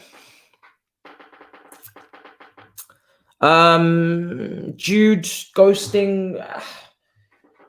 I don't really want to judge Jude too much because it's the Bundesliga and it's very end to end. So he's not playing in a kind of team that play possession. You know, that's not what they do. So he's going to be sometimes off, you know, not on the ball. He's going to sometimes, you know, have to be. He's going to be doing a lot of running back and forth. Ghosting would kind of mean that Dortmund have got complete control. They're on the ball, you know, 65% possession, but you're not getting on the ball and dictating and, you know, finding openings, etc. It's not really that type of game. It's the type of game where you can't really. I mean, he's already done some pretty important things in this match. To be fair, he's played some big passes already and set up some opportunities. He was the one that played the pass, I think, that led to the penalty. He was the one that played the pass for Julian Brandt, which was handball, and that was a disallowed goal. So I wouldn't say Jude Bellingham's even ghosting anyway. So yeah, that's how I see it. He's been very good today. He's not. I wouldn't say he's ghosting at all. But if he is ghosting sometimes, then you know, then I'll wait till he gets to the Premier League.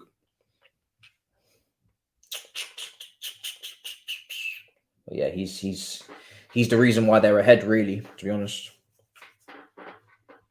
Here's Vardio, 31 minutes gone. Let's see what they're on. Leipzig just having a bit of possession here. And they're going to play it. Nkunku's gone very central. Basically playing as a striker. Just trying to find an opening at the moment. Even when a Bundesliga team is in a low block, they're still not open. I don't know what it is, man. Maybe the pitches are too big. We need to check the dimensions in the Bundesliga. It might be the pitch. Maybe we need to stop rubbing them out and we need to start looking at the dimensions of the pitch. Because if this was at Stamford Bridge, you'd have to be compact by force. So this is maybe the dimensions of the pitch, guys. We might have to look into it. It does look like a big pitch, to be fair. It's a lot of play. It's a lot of grass to cover, man.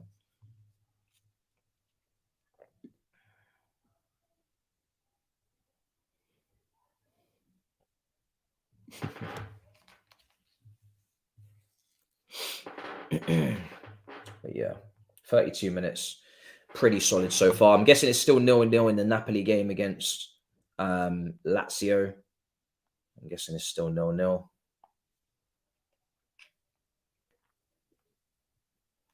It is 19 minutes gone. If that ends 0-0, then mad.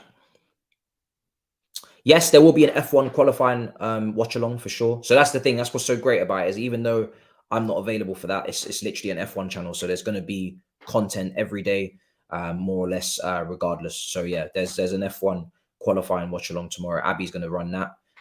So yeah, definitely.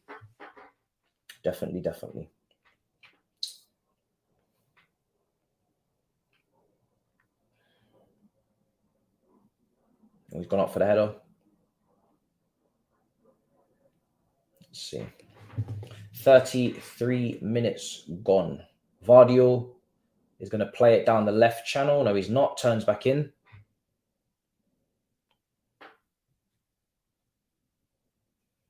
I don't know, I don't know what the pitch, I don't know what the regulations are in the Bundesliga for dimensions. Obviously, every league, you have to have dimensions for pitch size. You can't take the piss or anything.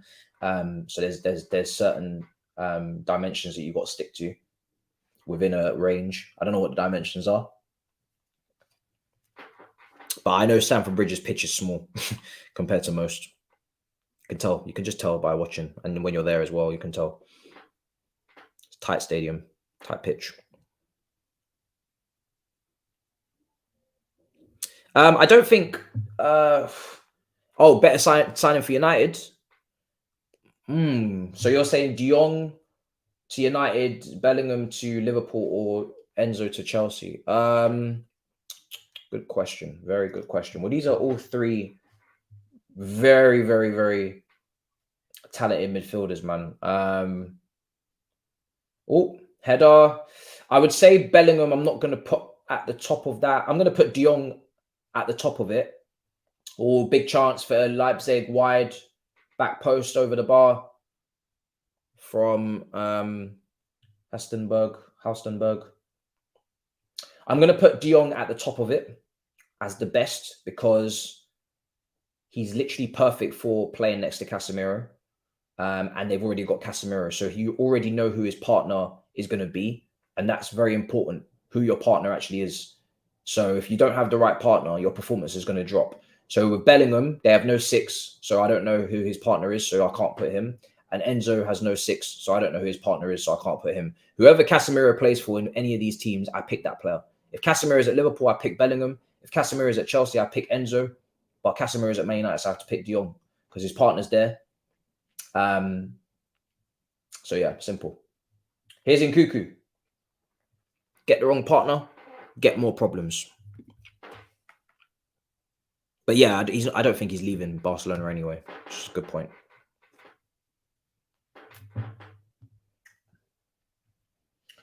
But maybe you need the money. Apparently, you're going to be banned from the transfer window if you don't raise funds. That's what I heard today in the grapevine. Yeah, I don't think he's leaving, man. Why would he leave? He's literally critical to them now. He's starting 11. He wasn't critical before, but he's critical now. And he's performing really, really well. So I don't think he's leaving. I'm not leaving.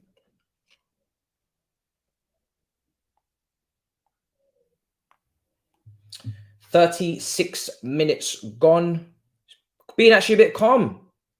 Being a bit calm. Oh! What's this? There must be a release clause here. Moses Caicedo has committed his long-term future to Brighton by agreeing a new contract that runs until 2027.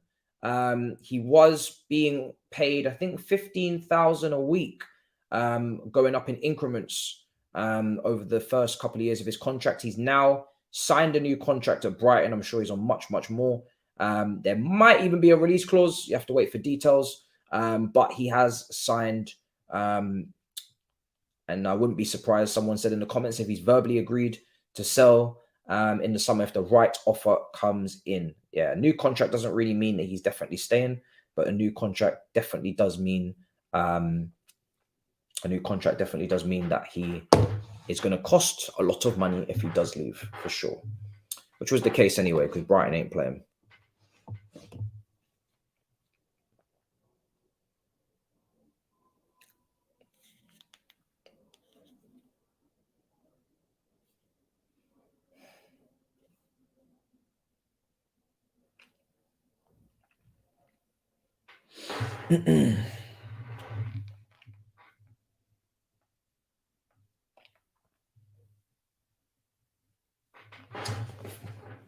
Dortmund have got a free kick just outside the area.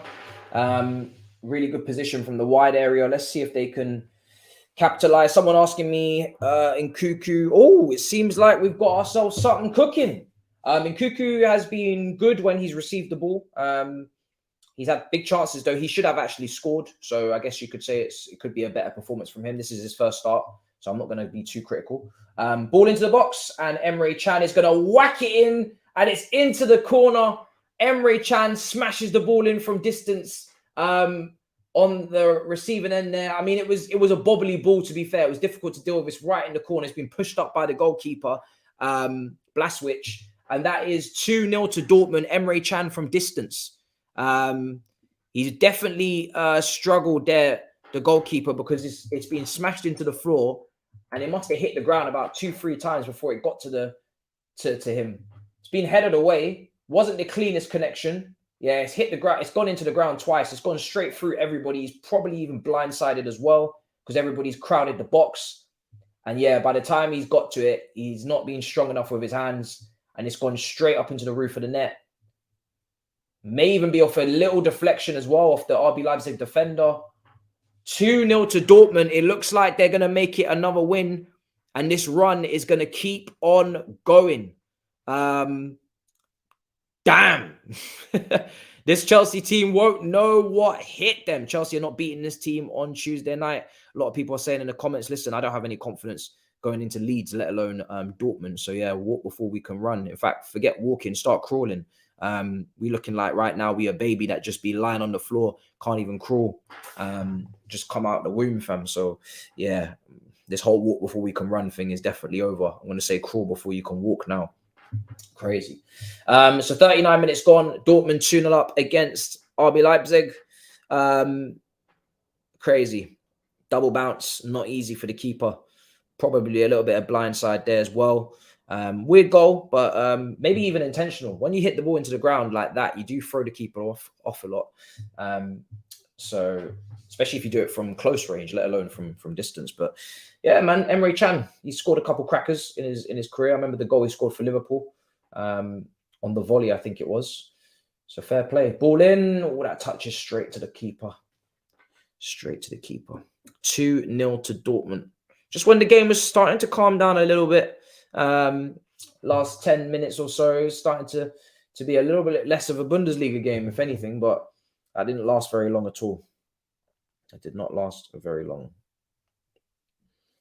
It ain't easy.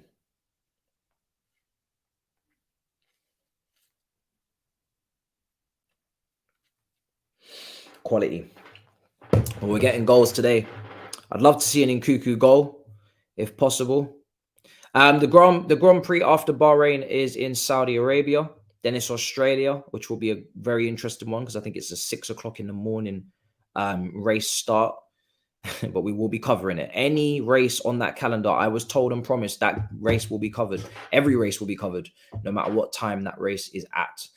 Las Vegas is going to be a 1 a.m., maybe 2 a.m. job. Japan is a 5:30 a.m. job minimum. Australia is a 6 a.m. job. So yeah, we're going to be doing all the watch-alongs for these races. So I look forward to getting up at these times and experiencing what the international fans have to experience for football. There's no point complaining, man. Everybody's got to hold that. So yeah, man, I'll be buzzing. I mean, we were doing them on Twitch anyway, to be fair. We did the Japan Grand Prix on Twitch. I think it was the Spa Grand Prix that we did as well on Twitch, and it never even got started last season because of the rain. Japan Grand Prix is always at a 5:30, so we got started. Sometimes we would get started just as the race started, not really doing build-up. I'm definitely not going to do an hour build-up for a 5 a.m. Grand Prix. But we did get them. We did get them done. So yeah. Coming up to halftime in 3 minutes. Dortmund 2-0 up, comfortable. They had chances, RB Leipzig, to be fair, at the beginning. They had their opportunities, but they didn't take them. And Nkunku should have hit the target with one. And now it's kind of like fizzled out for them, to be honest. They haven't really had any big chances on goal since the opening 10 minutes. Opening 10 minutes, they had about 3-4 shots on the keeper. And they were all good chances as well. That's a foul. That's definitely a foul. You think this game is not over yet? No, Werner's not on loan. It's permanent deal. Leipzig are missing Almo. Badly, Danny Almo. He's injured, I'm guessing. Otherwise, I'm sure he'd be starting.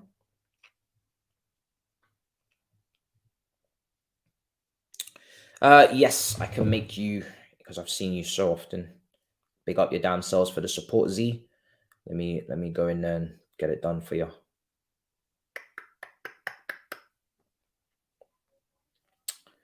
I appreciate you. I got you. All right. Couple minutes.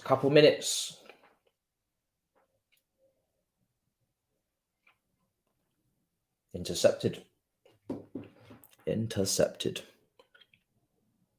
Timo's on the bench. Bench is just on the bottom of your screen there on the right. So he's on the bench. They've gone with Silva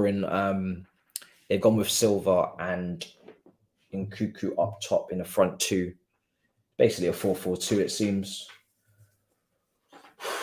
Come on. Let's get the ball to Nkunku, man. Oh, intercepted. And they're going to count on Bellingham. What's going on? Free kick. Loads of little fouls taking place. You think Timo Werner will come on for Forsberg? Forsberg. Probably will. They need to change something. Yeah, it's his first start since the World Cup. I'm not putting too many expectations on Nkunku. I'm just looking forward to seeing him out there, seeing what he does. Coming up to half time, we're not far. We're not far away. I will take a look at the Napoli versus Lazio game for 15 minutes during the half time while we're waiting for the game to re-kick off. Yeah, we're coming up to half time now, basically there. There's nothing to really go into too deeply that we haven't already spoken about in this game. So we're going to check out what Napoli are doing.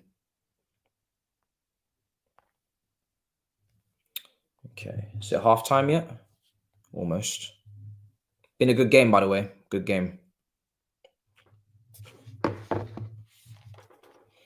Can't wait for Sunday. Yeah, I can't wait. I think you're talking about obviously Man United versus Liverpool, but I'm talking about that and the Grand Prix. Yeah, Bellingham's done a good job. Definitely. Done a good job today. Ball into the box, punched away by the goalkeeper, and I think that will be half-time now in this match. They've played the minute. Referee is going to blow. Is he? Still letting the play go on. Dortmund is still coming forward. And he's going to give the free kick. Still going on. Can Dortmund make it 3-0 before half-time? Thought the referee would have blew by now, but he hasn't. He has not.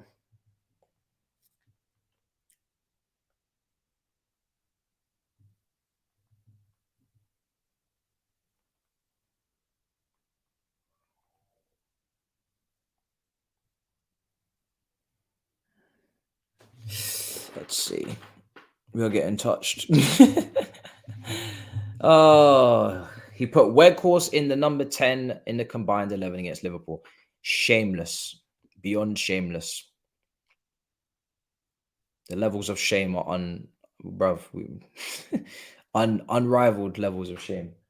Is it half time? Bruv, what's this referee doing? They're getting loads of time here. Loads of time.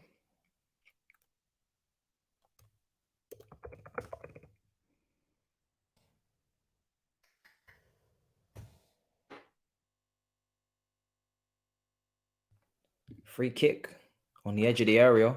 Weird handball. What's going on?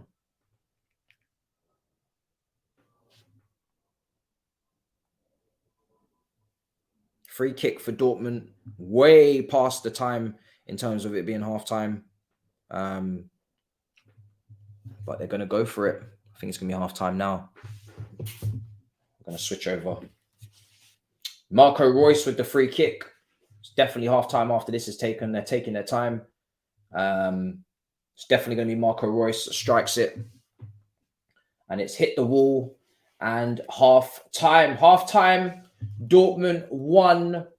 Dortmund 2. Napoli. Sorry, bro, I'm all over the shop. Dortmund 2. RB Leipzig 0. I'm going over to Napoli now. That's why I'm so confused. I'm going over to Napoli now. Napoli versus Lazio. I'm going over there to see for the next 15 minutes what they are on. If they're on smoke. Napoli in possession at the moment. Down the left. Let's see. 33 minutes gone in this game. So, yeah, once it's half-time here, we know to go back. We've got a couple of minutes to even spare. Napoli coming down this right-hand side. Let's see if KK and Victor Osimhen have got that chemistry and that connection. Roma versus Juventus is on Sunday, 7 o'clock, yeah. But I'm going to leave that one. Here we go. I'm probably going to favor even a FIFA stream, to be honest, over doing that. So I'm trying to find time for a FIFA stream. So I'm more likely to do a FIFA stream instead of doing that. So yeah, I'm going to do FIFA streams happening this weekend at some point. It's either tomorrow or even more likely on Sunday in the evening. It's definitely happening in one of those days there. So yeah, So I'm not going to do any watch-alongs on Sunday on here. Is there a game on Monday in the Premier League? Oh, what do you mean? It's cleared.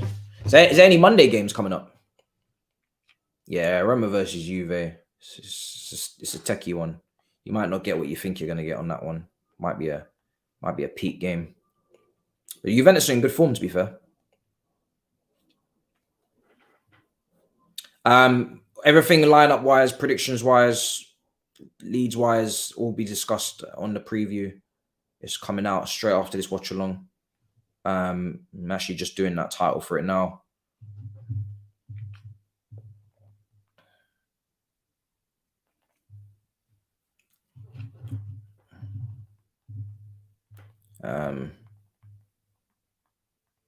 So yeah.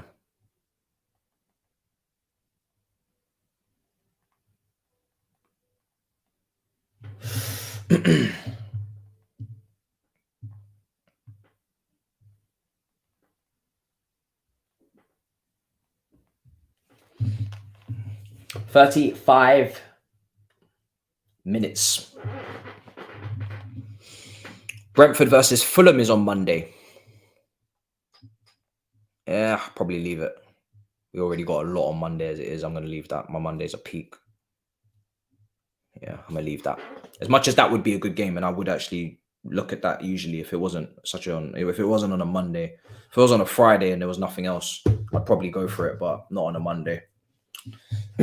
Monday's too peak. 36 minutes, especially if we lose to Leeds. Jesus. I'm all right. I'm good.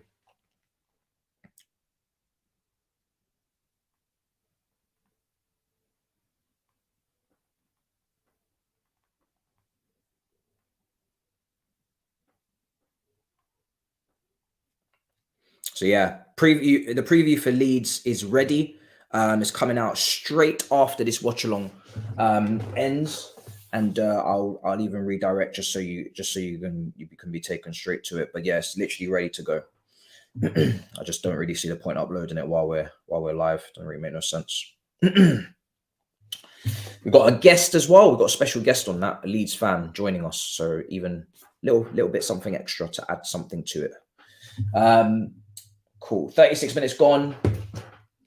Do you think Dortmund can win the league? Listen, when you're on a run of form that Dortmund are in, there's no reason to say why not. I haven't been watching them outside of obviously tonight, and I saw them obviously against us. I haven't been watching the Bundesliga games like crazy, so I'm not sure the performances for each game, how well they're actually playing. But the run that they're on surface level looks ridiculous. So there's no reason to suggest why they can't. They're level on points with Bayern.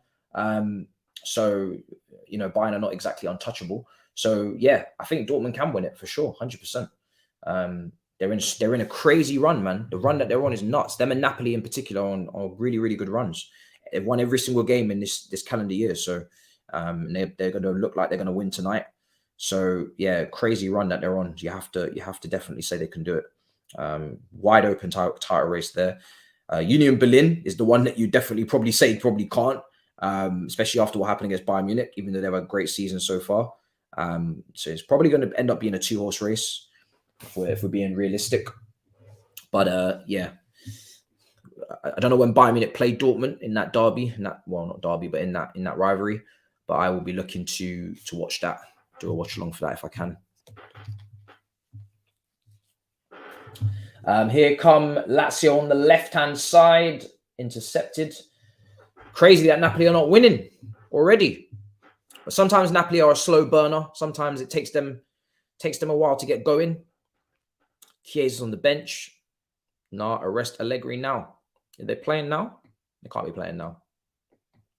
Will you take Oli at Chelsea? Absolutely not. Foolish question. Appreciate the super chat, but crazy question. Brother, I'd rather be managerless. You have to understand that having no manager is an option, You guys forget that. Having no manager is an option. I'd rather have nobody in charge. You don't have to have anybody. You can have a caretaker. Give it to one of the assistants. It's a waste of a wage. It's a waste of a wage. Literally. No chance, mate. Why would we give it to Oli? He's Man United's legend. May as well give it to John Terry at that point.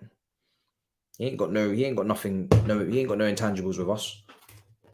Ollie's not a manager, you know. Like Ollie's not a manager that goes into any top team or any decent team. That's why he's still unemployed. The only reason why he went to Man United is because he had a good start when he was caretaker, and he's a Man United legend. Same as Lampard at Chelsea. If you're not a legend at the club, why are we giving you the job? You don't have any ties with the club. That brother's starving, bro. He's gonna have to go Championship or something.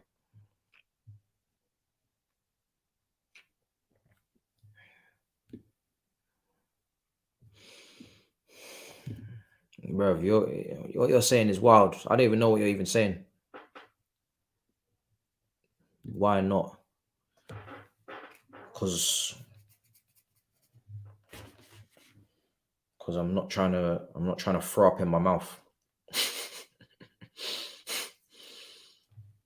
Napoli coming down the left-hand side.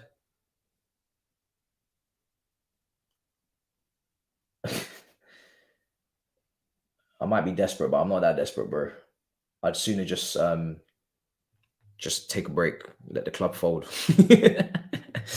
No, I'm joking, but the club could definitely have to hold some other smoke, man. They'd have to come with some other.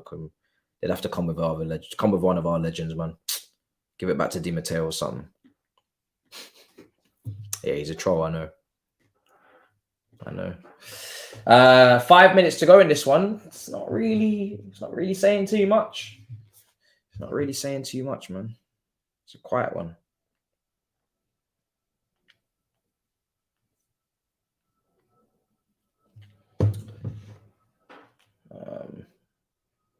De Lorenzo and the right hand side, Napoli. I need to see KK on the ball. Why is KK not in this, bro? Get KK on the ball, bro. I need to see KK on this ball. What's going on? I don't think he's had a touch since I started watching the game. Get the ball to KK. Oh, well done. Step too far. Lazio defending well. Napoli-Lazio is a more tactical battle. As expected, Serie A.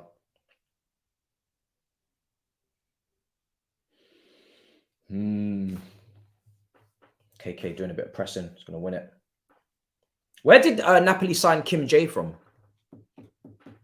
Where'd they get him from? Because he's been brilliant this season, hasn't he? I didn't even know before. I didn't know about him before this season when they signed him to replace Koulibaly. Yeah, that source. I don't know what you're reading, Sam, but I'd ignore it. I'd definitely ignore it, bro. It's an easy link to make because of our new director of football in charge. Easy link. Yeah, leave that, bro. Not interested in any transfer news at the moment. I'm interested in some points. Source is dead, bro. I've just seen what you're looking at. The source is horrendous. It ain't oozing source, that's for sure.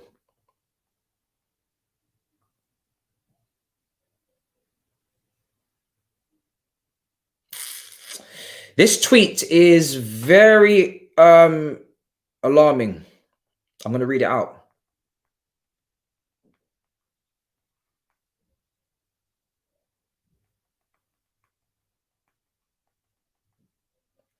This sounds like interference from the board in team selection.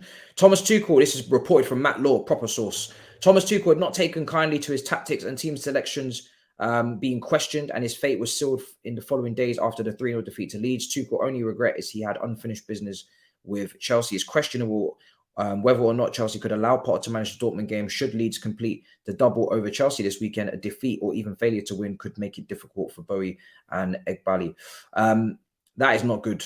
That is not good. I don't like to hear that team selections are potentially being tampered with, or at least being influenced or questioned by people who don't actually coach teams. So interesting tweet. Interesting. Anyway, 44 minutes gone.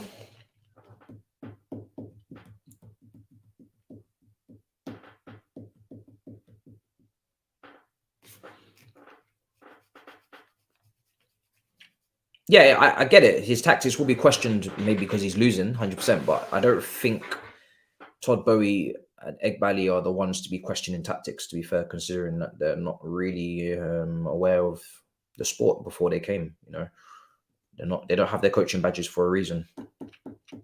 Everybody does their role, you know your place kind of situation. Do your job. If I was a football manager that did my UEFA license and managed PSG, Dortmund, Mainz, and Chelsea and won Champions League, I don't really think I want to hear anybody telling me about tactics from upstairs.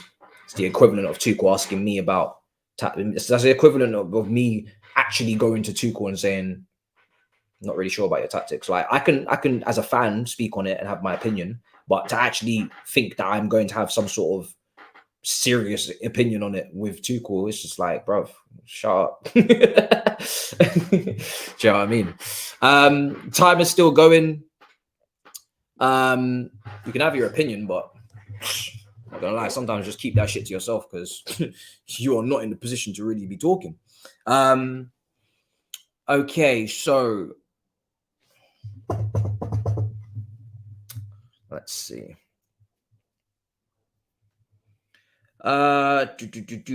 Second half of the other game. I don't know why that timer was going the whole time, but I forgot to turn it off. Let's move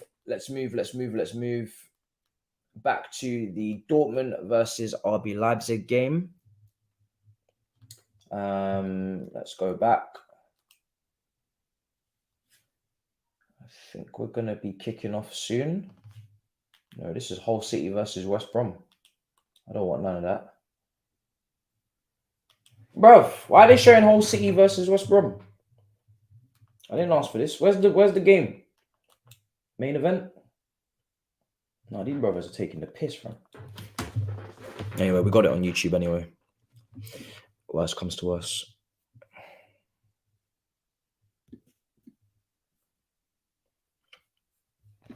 Why is Hull City versus... Are they going to switch back?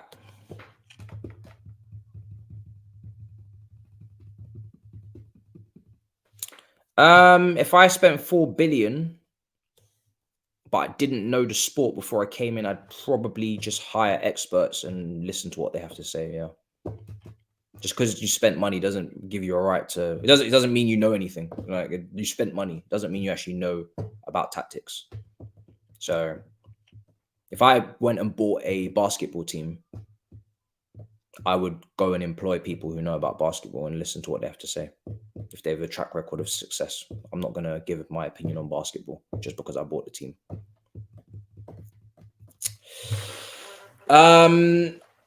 Right. Couple minutes.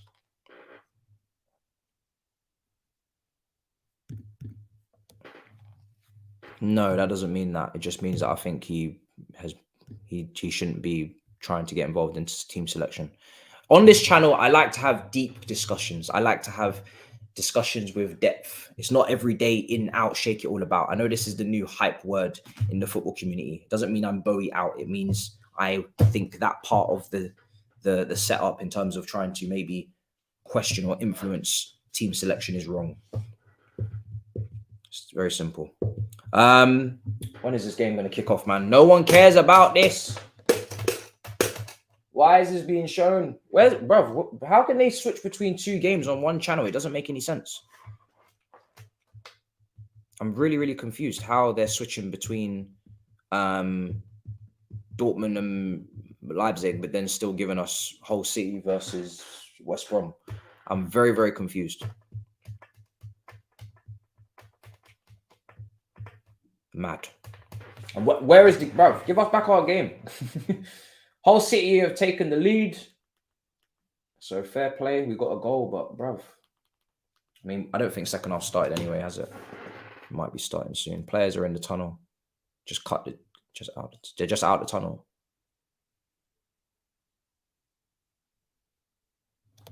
Yeah, he didn't have Vavel, Winstanley, and end September, and that's the big difference, exactly. So now he has football experts. So now he has to listen to those guys. Otherwise, there's no point hiring them. So obviously, yeah, he was that guy because there was nobody else there, which is why I would not be campaigning against him. It's just a critique. How much football do you watch outside of streams? I don't really have time to watch football outside of streams. If I'm streaming it, I'm watching it. If I'm not streaming it, I'm probably not watching it. And obviously I'm sometimes on DR. So yeah, every game I watch, I'm pretty much watching it in the public domain. I don't really have time to watch games unless I'm actually covering it. So yeah, that's how that goes for me.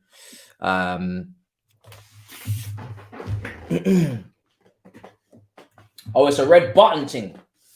Oh, I don't have a red button. Oh, don't do this, guy. Oh, you bastards. You're bastards. I don't have a red button on this remote.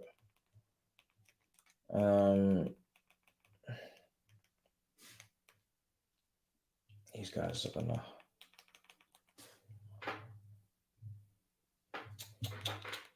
Main event. Bro, no one asked for this red button nonsense, you donkeys.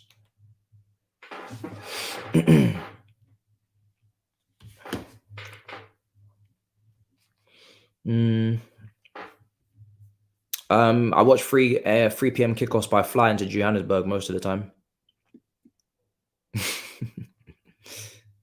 Okay, I'm going to be going off the delayed YouTube version until I find my version over here. So they're in the tunnel at the moment. So just bear that in mind. But I am going to find one here. I just need to have a little search.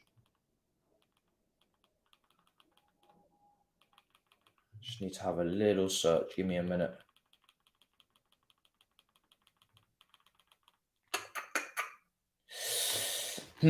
What other channels is this on? Being Sport, are they showing it as well?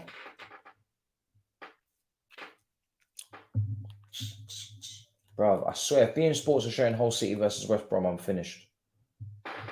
Absolutely finished. Bro, they are! Oh my days. Now you're taking the piss. Oh my God. They're showing it as well. This is some sort of monstrosity, fam. Bruv, oh my God. Being Sports are showing it. Nah, you're pissing me off. This has to be some sort of prank. Yo. This is crazy. This is crazy. Appreciate it. I'm glad you enjoyed the best of enemies there. What? All right, it is what it is. Let's get the timer going, man. Let's get the timer going. Game's kicked off. Second half. It's going to be slight delay until I find a solution for what is happening. What, bruv? Hull City versus West Brom. You man had concurrent. Why do you do this, Sky? Why? Why do you play these childish games? Immaturity is at an all-time high, bruv. It's at an all-time high. This immaturity is crazy. Just leave it alone. No one asked you to change shit. I don't understand. Like, why don't you put them on the red button? How about that? Let them hold that exponentially. Let them hold that emphatically on the red button. Shit. Bruv, let me go. No, you know what? Now there's an agenda. Let me check where they're on the table. Second half kicked off. We got it up on screen. Where are Hull City and West Brom? You pagans. Hull City. Oh my days, I'm gonna slap. Bruv, Hull City are 13th and West Brom are 11th. No. This British bias, you absolute numpties. Oh my days. They have substituted a second versus fourth 2 Champions League teams in the Bundesliga. And they have put in 2 mid-table championship games instead. Don't tell me the football pyramid in England don't get the love, bruv. Imagine that happening in bruv. Imagine if Spain did that. Never. They won't even show the top teams in their division, let alone Division 2. This is a monstrosity. This is a monstrosity, man. It's all part of the plan, bruv. This is crazy. How are they doing this? How are they getting away with this? Oh my God, I don't even know what to say.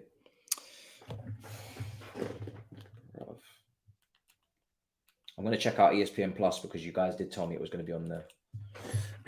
Bit of possession is being kept. Oh, my team's done a madness now. TV's angry. Bit of possession. Dortmund coming down the right-hand side. Julian Brandt overcooked the pass straight into the goalkeeper's hands. Bastards.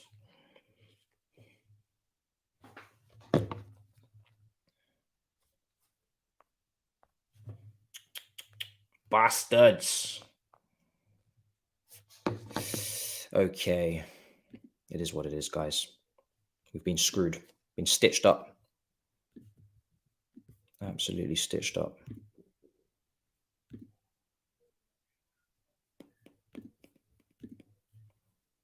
Alma. Yeah, I know it's on YouTube. Yeah, I know, but it's behind. Yeah, I'm watching it on YouTube now, but it's delayed. We tried watching it earlier on and it was delayed, so that's why I'm not really feeling the YouTube coverage because I think it was like a minute 30 seconds behind last time we was on it. Hopefully now it's not, but it was delayed. We shall see. Leipzig in possession. He's fallen. This looks like this has got a Dortmund 3-0 win written all over it, man. As Leipzig keep pushing forward, looking for that goal back. Dortmund will just hit them on the break. Jude Bellingham will carry it past two players or something in midfield and it will be wraps. Has there been any substitutions? Timo Werner maybe? Come on. I think that might be him that I'm seeing. I think that's him. I can recognize him. If my...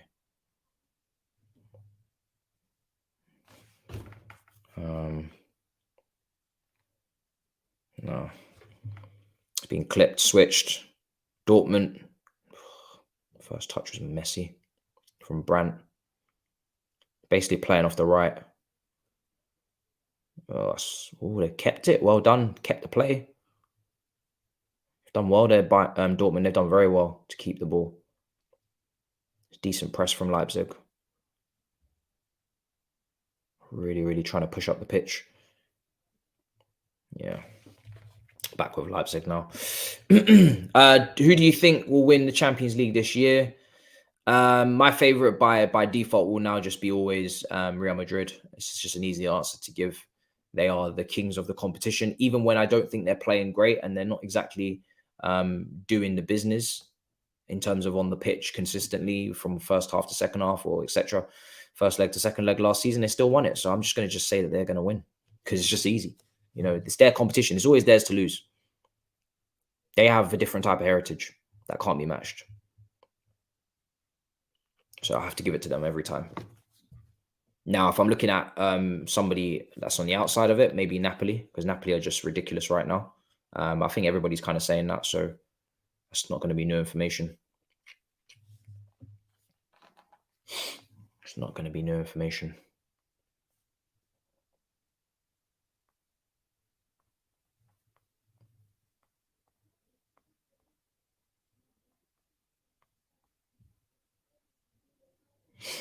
Two 2-0. 52 minutes.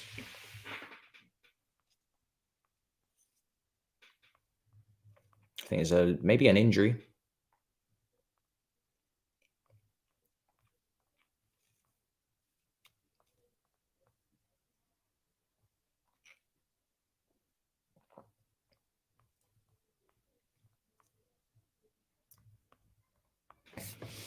Yeah, it's a little bit of a stoppage here. Let's see what's going on. Why? Because I was at an event.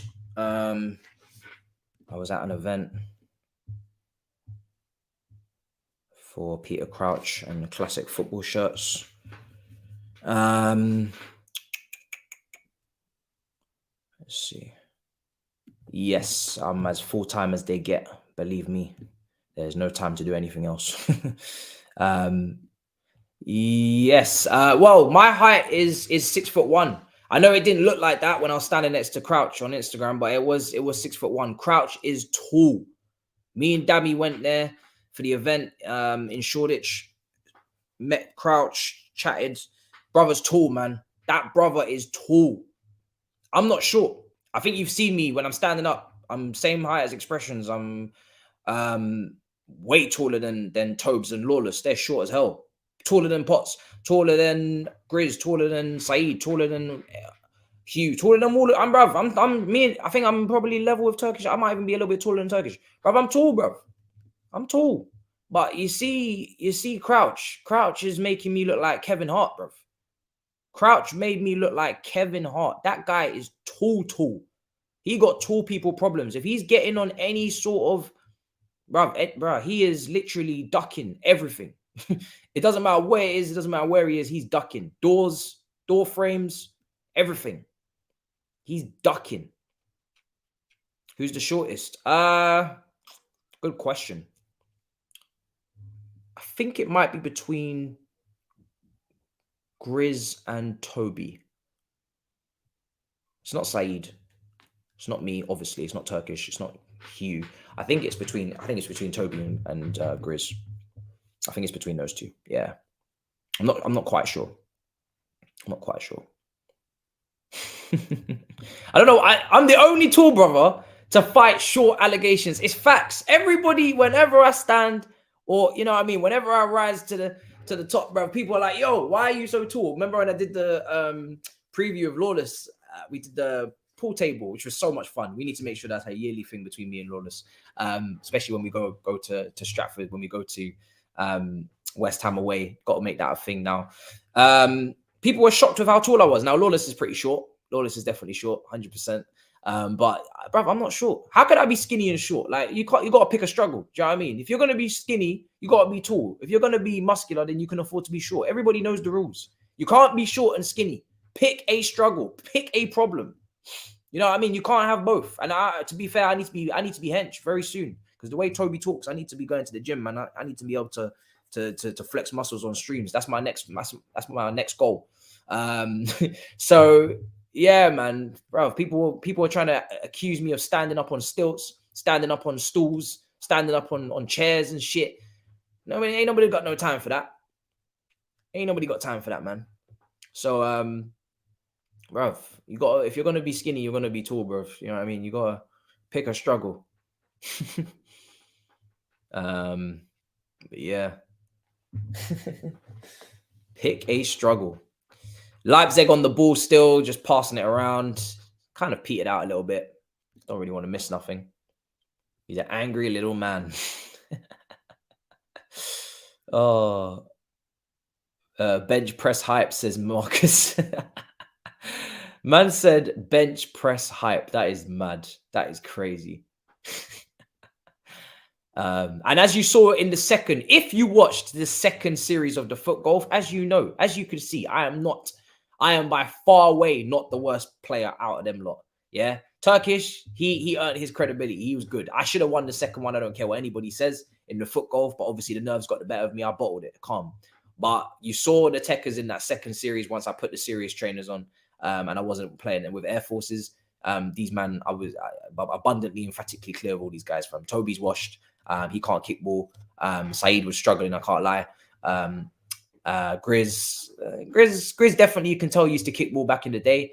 But you know, got older in that. And yeah, and Steve was all right. We'll see what Hugh's saying. Gonna be interesting. Turkish just messaged me. He maybe heard me giving him his flowers. Nah, he didn't hear.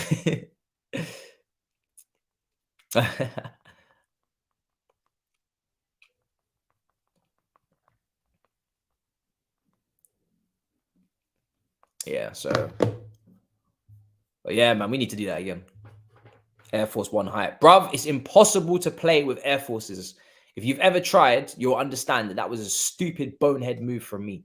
You can't, bruv, playing in Air Forces that is impossible. It's impossible. The shoe is not shaped to kick up football. It's just wrong.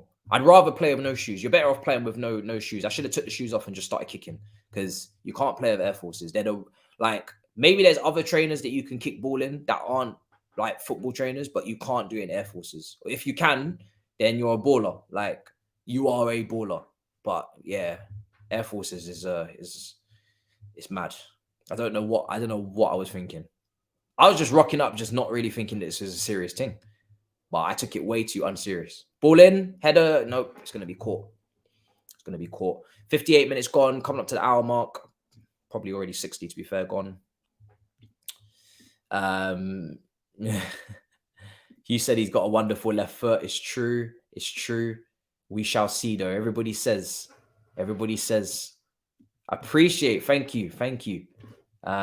Much appreciated, bro. You guys are having a great season. Every time I see somebody outside, it's always an Arsenal fan. They're always smiling. They're always glistening. They're always shining. They can't wait to talk about football. Makes me sick. Makes me sick. Lewis from City Extra's taller. Haven't actually met him in real life. Done a few collabs. Dope guy. Okay, he must be really tall then. He must be mad tall. Yeah, we do. We definitely do. But we're going to New York.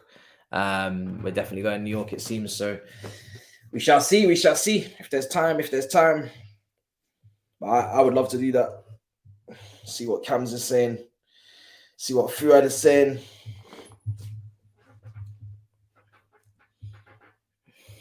They've switched to play. This game has actually gone a bit calm. I'm in shock. What's the score? Napoli versus Lazio. Still 0-0. Let's take a look. Is it second half kicked off yet? Probably actually just about maybe to come towards kickoff. Still, okay, 52. Bro, that's how you know we're behind. or they had a short half time. I don't know what's going on. Still 0-0. No goals. No goals in the Napoli-Lazio game. No goals. Crazy. Real Sociedad, no goals as well in their game. We're starving for goals, man. Looks like we picked the right game today, people. France, Nice are winning. Oh, Nice 1-1. Yeah. I think they're playing relegation fodder. 2-0. Substitutions are getting made. Leipzig, not really giving us enough. They're bringing on Ram from Hoffenheim. I think he signed to replace Angelino, I think it was. Yeah. I think he come from Hoffenheim. I think maybe that was a swap deal. Did he just go to Hoffenheim, actually? I think it may have just swapped clubs. I'm not really... I don't really get that one because I thought Angelino was a very, very good player for Leipzig when I saw him in Champions League against PSG, etc. So I didn't really understand why that move needed to happen. Let me Google him. He was very good left back for... He come from the Man City ranks. Like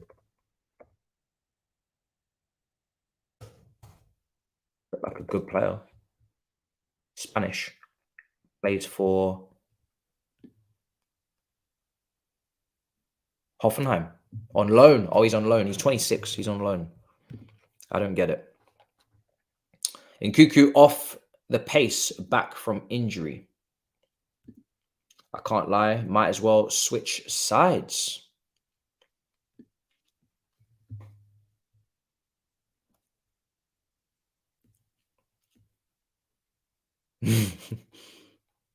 Yeah. Black Air Force Ones, trap. White Air Force Ones for the clean. Facts. Facts. But Air Force Ones never for the football. Facts. You are spitting. I've never bought Air Force Ones in black because I feel like the stereotypes would be nuts. I feel like, bro, I feel like those are the kind of trainers where people, they see you wearing those, and if you're wearing the right tracksuit, you're not running from the judgment. You're not running from the judgment at all. Those are the type of outfits to get you clocked on Tesco Express and get you followed from. You're never gonna get to buy your meal doing any piece from. Man's just trying to pick up a little chicken and I don't know, chicken and salad sandwich or whatever the hell you man eat. Little Twix bar and a little Tropicana from. Just getting stalked the whole way through the shop. Them school days, not easy. Let's see. Oh, he's gonna spin him. No, he's not. If Leipzig get a goal back, we got ourselves a game. Right now, Dortmund seem to be managing it. Leipzig got most of the possession. Dortmund have gone back into this 4-1-4-1 formation. Off the ball. Brandt's come back. Emre Can just sitting, I think it is. 4-1, 4-1 off the ball. Sebastian Horder up there on his own, not really even pressing. More than happy for Leipzig to have the ball. And yeah, they're just covering the spaces. Got a lot of running to do. The way they're approaching this second half, Dortmund, they're going to have a lot of chasing to do. Leipzig dominating all the possession here, just going left to right, trying to maneuver some sort of chance. Yeah, that's actually true. The glasses probably make me beat the allocations. That's actually so true. That's actually facts. That's what saves me, man. Yeah, I am. Who do you think will win on Sunday if you have to choose? Are you talking about Man United versus Liverpool? Because now that I've got my F1 head on, I'm thinking about F1 as well. Yeah, I mean, listen, I'm more than open to going on SDS for sure, man. I saw when their producer was on Twitter asking for kind of guests and stuff. I think a lot of people were tagging me, which is much appreciated. Haven't met anybody on the SDS panel, but they seem like cool guys. Obviously, I've been seeing Sharky's content for ages with chunks and whatnot. So yeah, man, 100%. I've seen Liaz, Fuad, Fuizzi, so I know loads of guys that have been going on there. So yeah, man, we cut it up, man. It'll be a great show. It's all about the timing. Probably couldn't do it regularly, to be fair, considering my commitments, but definitely a couple times here and there. You know what I mean?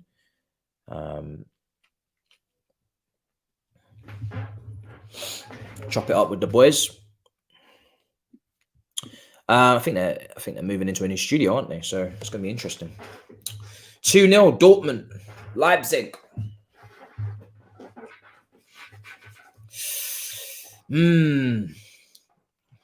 Leipzig, you're on fraud watch now. You're on fraud watch, Leipzig, because I watched you in the first half against City. I'm not buying it with that point. Well, not that point, that draw. I'm not buying it. I'm watching you today. I'm not buying it. Leipzig are on fraud watch. And if this is what Bowie is trying to replicate, you are going to be on fraud watch as well. They're on fraud watch, man. Come on. Step it up.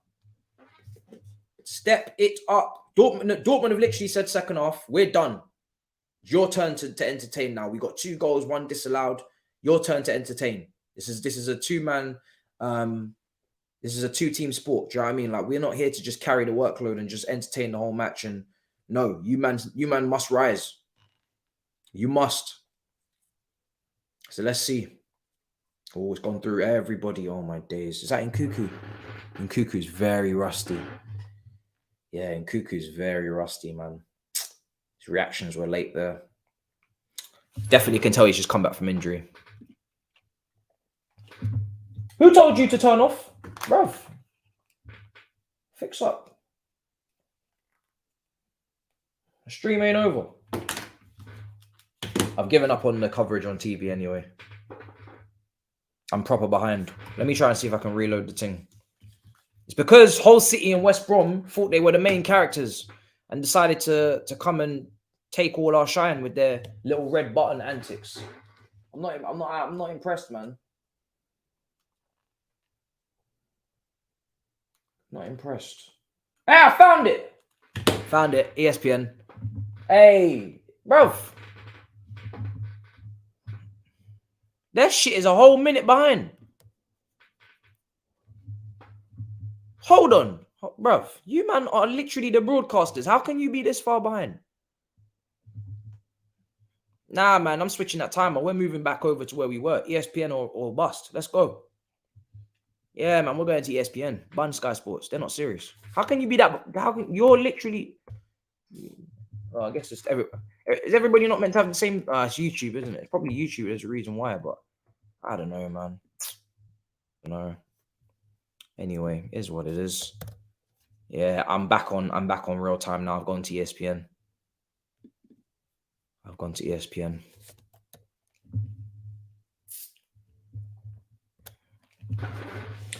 Coming up to the 70-minute mark.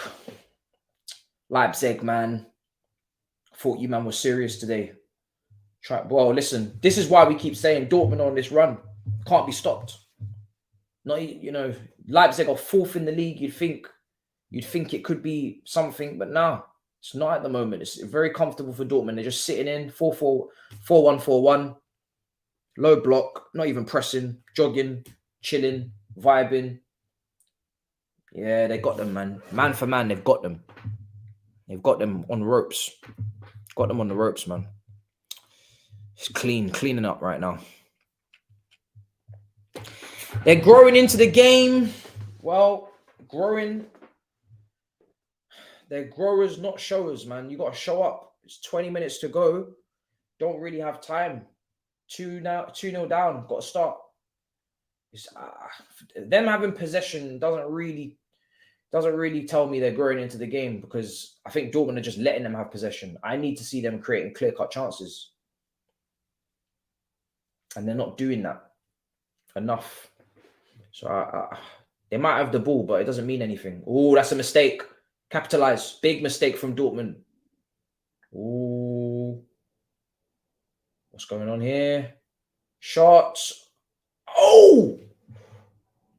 That was close. That was close. Ooh. Ay, ay, ay. Ay, ay, ay. That was a close one. That was a close one.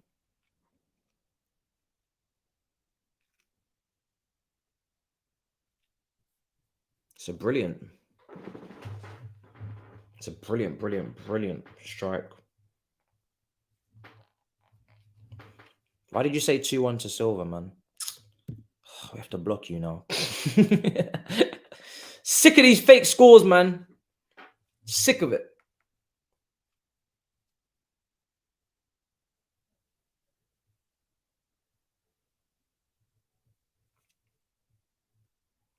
Ridiculous. Common BVB. What's the score of the Napoli game? Napoli still 0-0.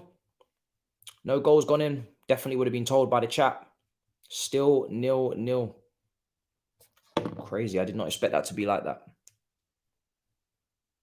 Did not expect it to be like that at all.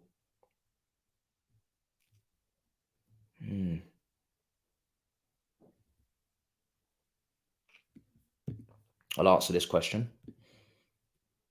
Man, bring on Timo.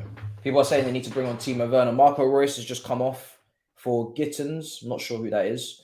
But Marco Reus is coming off. This question here, bro, what made you get into streaming on YouTube? Like, what were your initial steps towards all of this? And how did you meet Don Robbie, Turkish, and them? Funnily enough, this is not my first YouTube channel. This is actually my third YouTube channel. So I've actually been trying to be a YouTuber since the age of 15, 14. But I wasn't doing football. I was just doing podcasting and just waffling with Saj. So this has been a long-term goal and a long-term journey. It's not just been, you don't just, and you'll find that with most people. You don't really just, unless you go viral, which I've never really gone viral. Well, people will think the Twitter videos doing 200, 250K is viral, but I'm going to just say 1 million or something is viral. So I've never gone quote unquote viral. So it was a graft. It was a graft. And you'll find that with most people's journeys, there's a lot of things that they've done prior when there was not a lot of eyes on them, that got them to the point of actually having some sort of success. And it's 2-1. Is that given? Is that a goal? It is. It's 2-1. It's 2-1. Oh, now we got a game. Now we've got a game. RB Leipzig have got a goal back. Back post. Let's just go through this before I finish talking. The question. They finally picked Dortmund's lock. Brilliant. And that's the pass. You see this? They're not playing offside and they're not marking and they're not aware of the runners. Brilliant passing behind the line. If you see that there, those guys on the right side of Dortmund's defense are all switched off.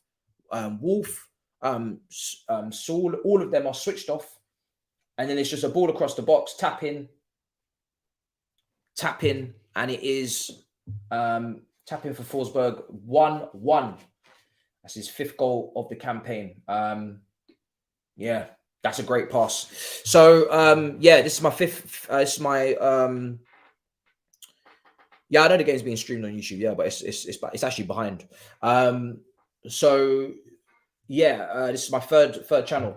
So you'll see that a lot with people. The journey is usually is usually behind closed doors. Where I was getting on that channel a couple of hundred views. Then the next channel was even less views. Sometimes 30 views for a podcast, 40 views. So yeah, and then I realized that I need to go down a different method. Actually build some sort of following. So I went to Twitter. It wasn't even planned, just started following the FT environment, seeing what was going on, started putting up some videos, entertaining, getting some views, getting some videos up, and it just started blowing up a little bit and built the following up until people absolutely could not take it anymore. And they were like, yo, you need to make a YouTube channel or we're literally going to rob your house. And yeah, it went on Rance's show with DG before I set up the channel. You know, went on a couple of things here and there. And I think Turkish found me through Twitter, to be fair, because my Twitter videos were doing crazy numbers at the point. And he found me on Twitter when he was forming the Big Six. And yeah, man, same with Don Robbie. He would have found me on Big Six or found me on YouTube somehow or word of mouth. And then, yeah, so it's all part of the process. You have to trust the process, man. But yeah, the grind was wild on Twitter. When you're trying to build up that Twitter following, fam, bruv, putting in some serious time on Twitter. Trust, it was crazy. Every game, match reactions, every sign-in, propaganda. The Lukaku video that everybody remembers, where I got absolutely got dashed on that one. Yeah, man. Aim of the game, entertain, make people laugh, keep it moving, simple. Or whatever feeling provokes, sometimes cringe. As long as you felt something, job done. That's how I see it. If you're angry, quality. Quote tweet the shit out of that. That's what people don't understand on Twitter. When I used to make those videos, sometimes people will go crazy on the quote tweets. I didn't ever get ratioed, because you know when you've got more quote tweets than retweets, you know you're finished. But there was a lot of quote tweets sometimes. People slaughtering me. And I was like, bruv, all you're doing is bringing me views, bringing me more followers. Yeah, bruv, it's all good. It doesn't matter if you're angry, if you're slating me. It doesn't matter. It's job done. You just have to make them feel something. You know what I mean? So it was wild. Lazio have scored. Oh, whoa. Lazio have scored. Oh, my days. That is a shock to the system. That's a shock to the system. Who has scored it? Who's got the goal? Wow. Vecchino.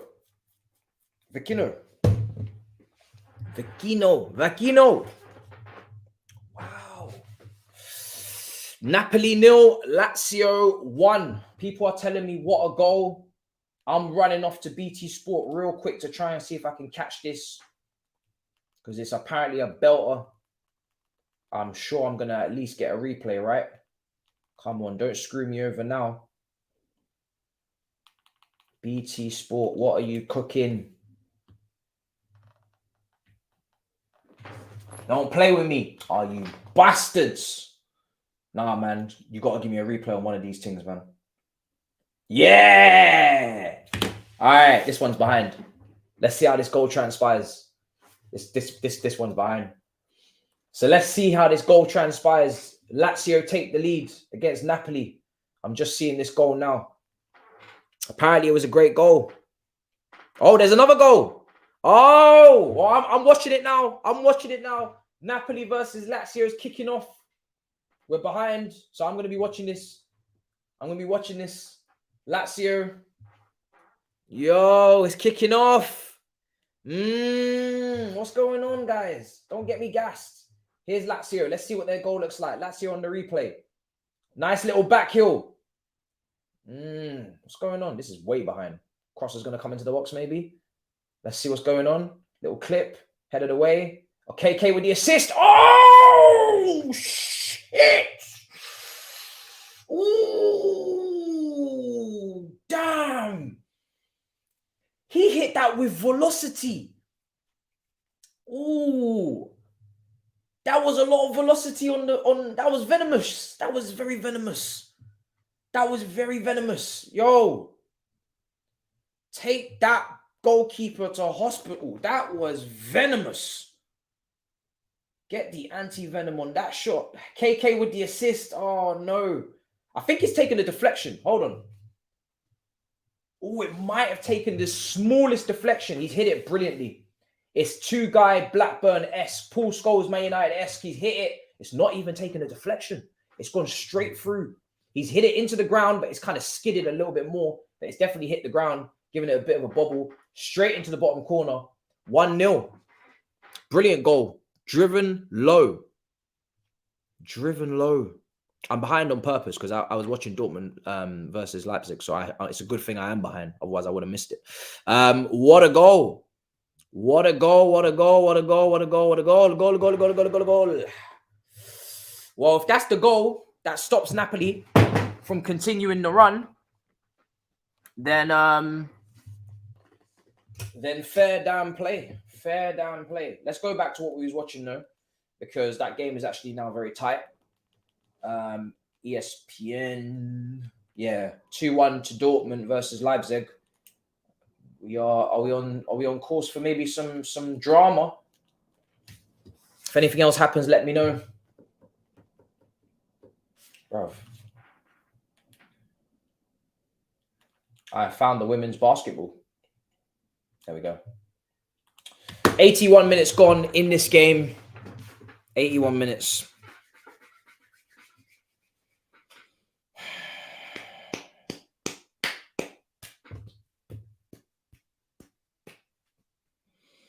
That was a bad man goal. It was a brilliant daisy cutter. It wasn't quite a daisy cutter. I'm keeping this term very, very specific. A daisy cutter, you can't touch the ground.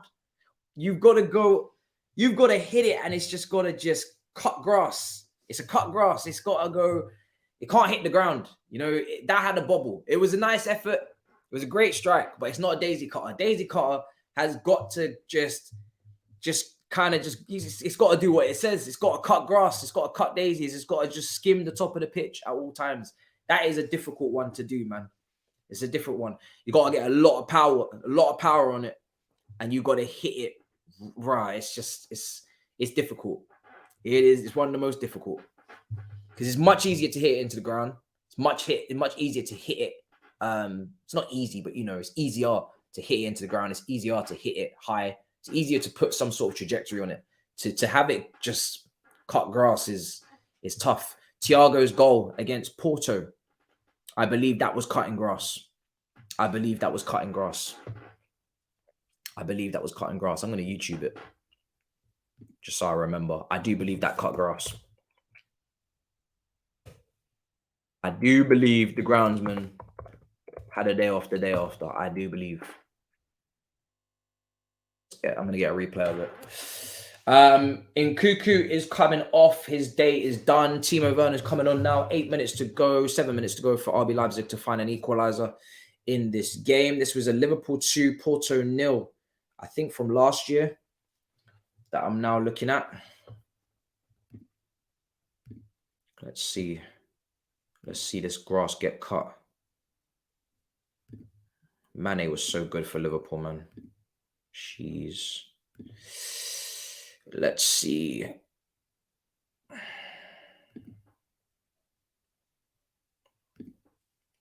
So it was a wide free kick for Liverpool. Ball came into the box, headed away, and then Thiago.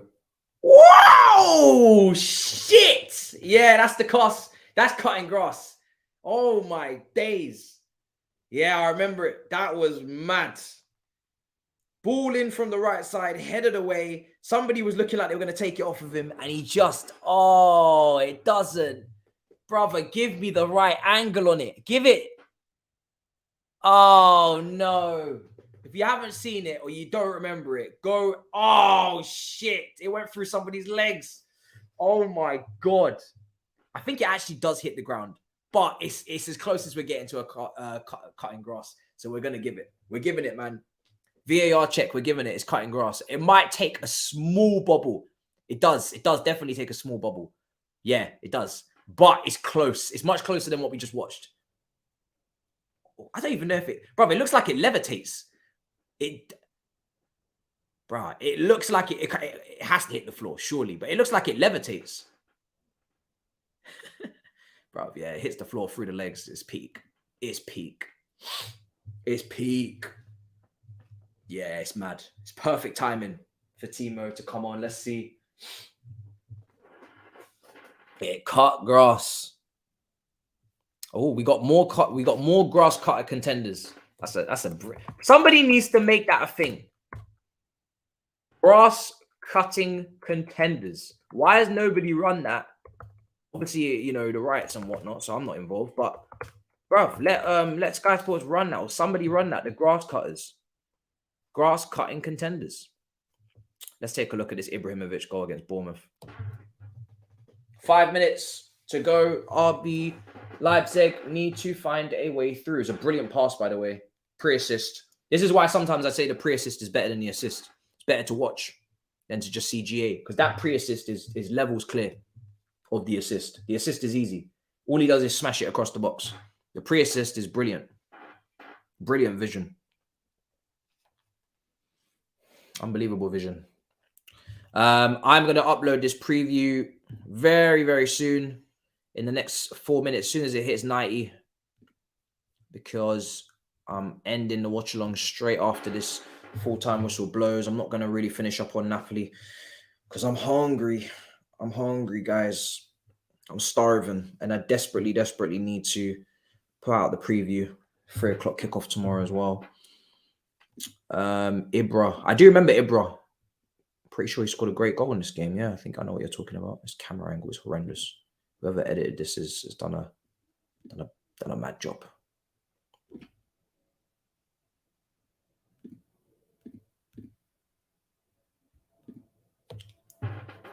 Looking for this grass cutter. They're in behind Leipzig. No, that's not. I don't think it's a grass cutter. Shoots from distance. Oh, maybe. Yeah, it is. Do you know what it is? It is a grass cutter. It's not quite the same because it's not a volley, but he does smack it across the ground. But lots of players have done that, so it's not as special. It's a great finish though. But when I'm talking about grass cutters, I'm not just talking about keeping it on the floor, because you can get low driven shots all the time. I'm talking about those volleys that you hit and then bang along the ground it goes, because that's much more difficult. That's much more difficult, but it's a great finish. Great finish. It is a grass cutter. It's a different type of grass cutter though. It's an easier one. It's a level 1 grass cutter. It's not really a fade. It's a level 0. What you've just showed me there. It's a bald thing. I'm looking for 0.5s. What you just showed me is kind of like a no hair left. Every hair follicle has been removed. It was touching the floor. It was on the floor. I'm looking for 0.5s, maybe even a 1. That's what I'm looking for. Nice little fade. Yes, I'm doing Chelsea Palace tomorrow. Only tomorrow. That's the only one I'm doing. Manipulated by Lukaku was a banger. Yeah. Now we've got some all timers, man. We've got some big videos out there. Back in the archives, way back when. Some have come back to haunt me. But it is what it is. It is what it is. It's part of the game. Couple minutes to go.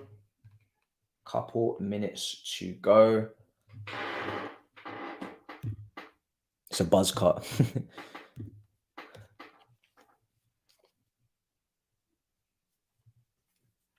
What a save for Lazio.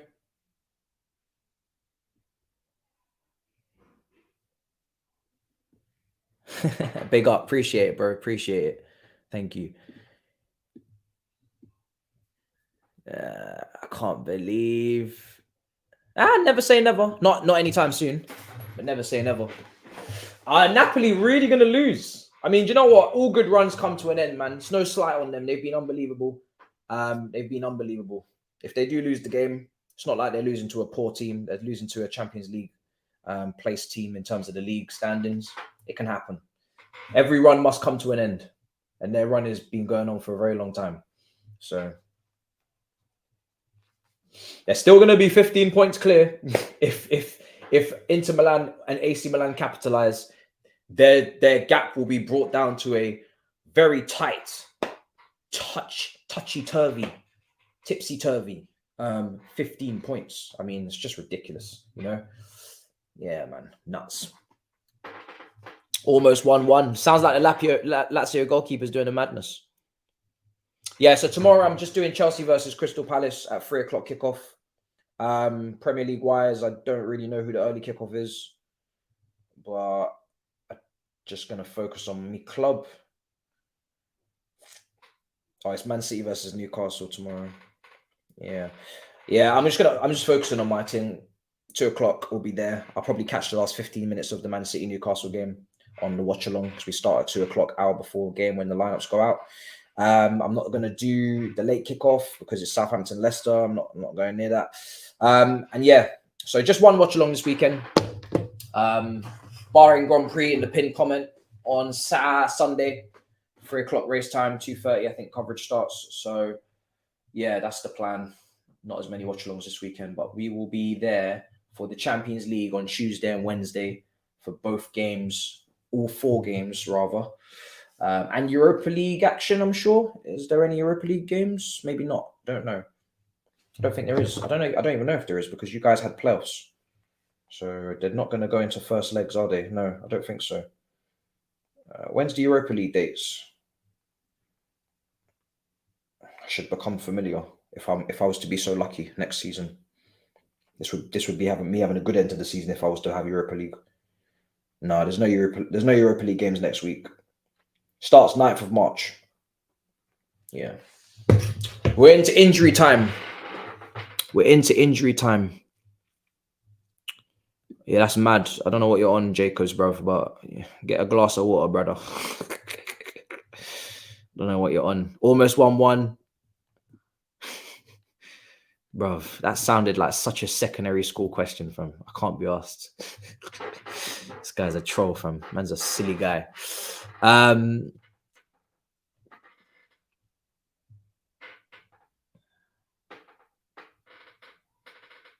Yeah, we've already got that covered, bro. We're experts in this game. Do you know what I'm saying? We've already got experts coming in, bro. Don't worry about it.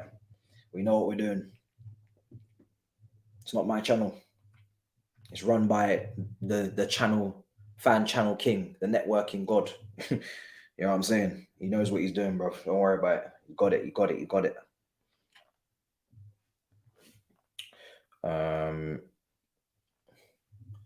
92 minutes gone.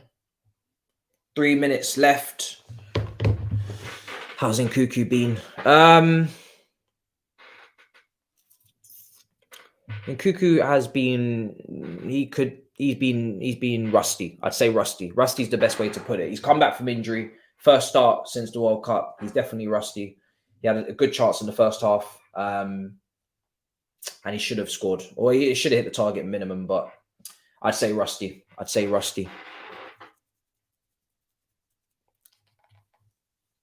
Is Europa next Thursday? Oh shit, it's the 9th. Yeah. Fuck. You know, yeah, it's March, bruv. Damn. 9th of March next week. Shit. Damn.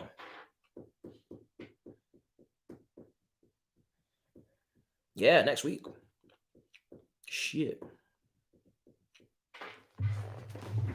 I was kind of still in February. I'm still in February in my head. I'm not gonna lie. I'm still in February.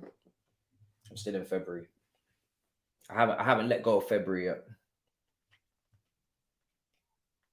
Haven't let it go. Shot clipped. Ooh, all the way through. Werner!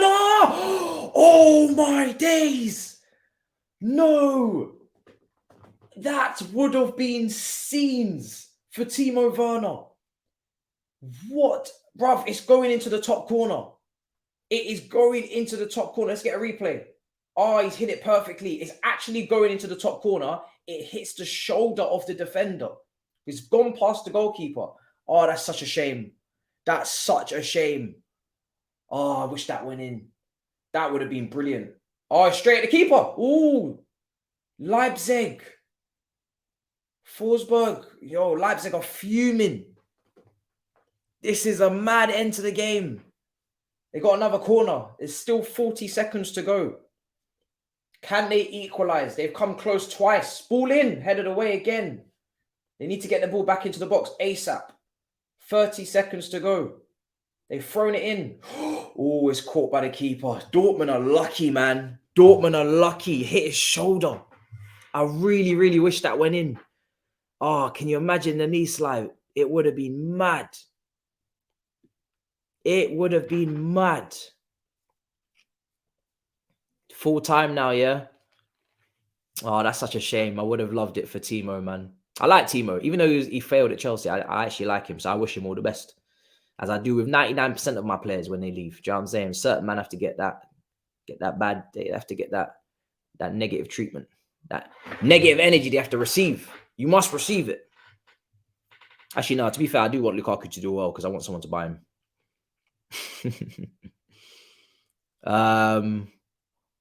Cool. All right, that's it. Dortmund go to the top of the table, 3 points clear of Bayern Munich to kick off the weekend in the Bundesliga. Bayern Munich will have to respond after that gap has now been created. Let me take a look at who Bayern Munich have got in the next game. So yeah, great start for Dortmund tonight. Just about got away with it. Bayern Munich will play away to Stuttgart on tomorrow, 2:30 kickoff tomorrow. Their chance to respond and go back to the top on goal difference. Union Berlin will play at home to Cologne. And they have an opportunity to continue to keep up. Leipzig now, after losing to Dortmund, you'd say are not really in a title race. That's probably fair to say. Didn't really think they'd be in it anyway, but they were. If they could have won tonight, they would have been involved for sure. So unfortunate for them. But yeah, job done in the end. Good win. I think they deserve it on the balance of play. I think Leipzig they tried at the end to try and bring it back, but they for long periods of the game they just didn't do enough for me to say that it's hard done by. Cologne. Well, it doesn't look like Cologne, does it? It looks like Cologne. So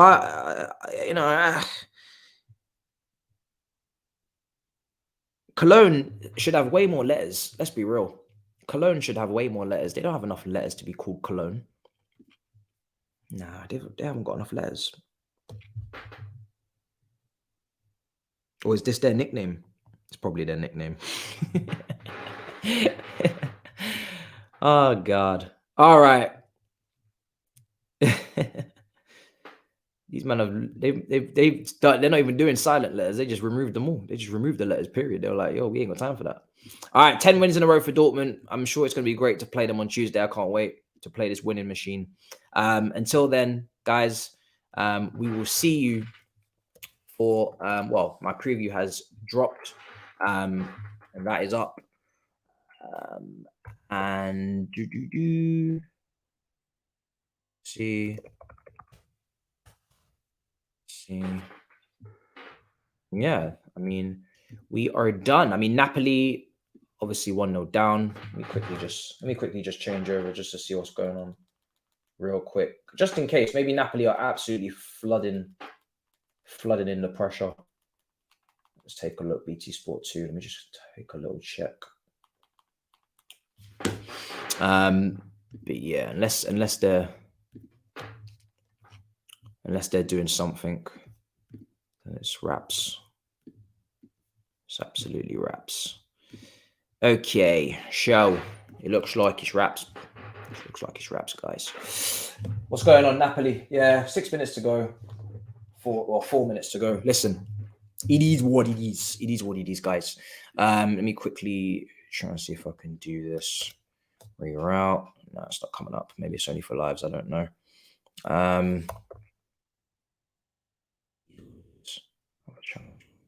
All right, well, listen, my previews dropped. I will see you guys there if you're a Chelsea fan in particular.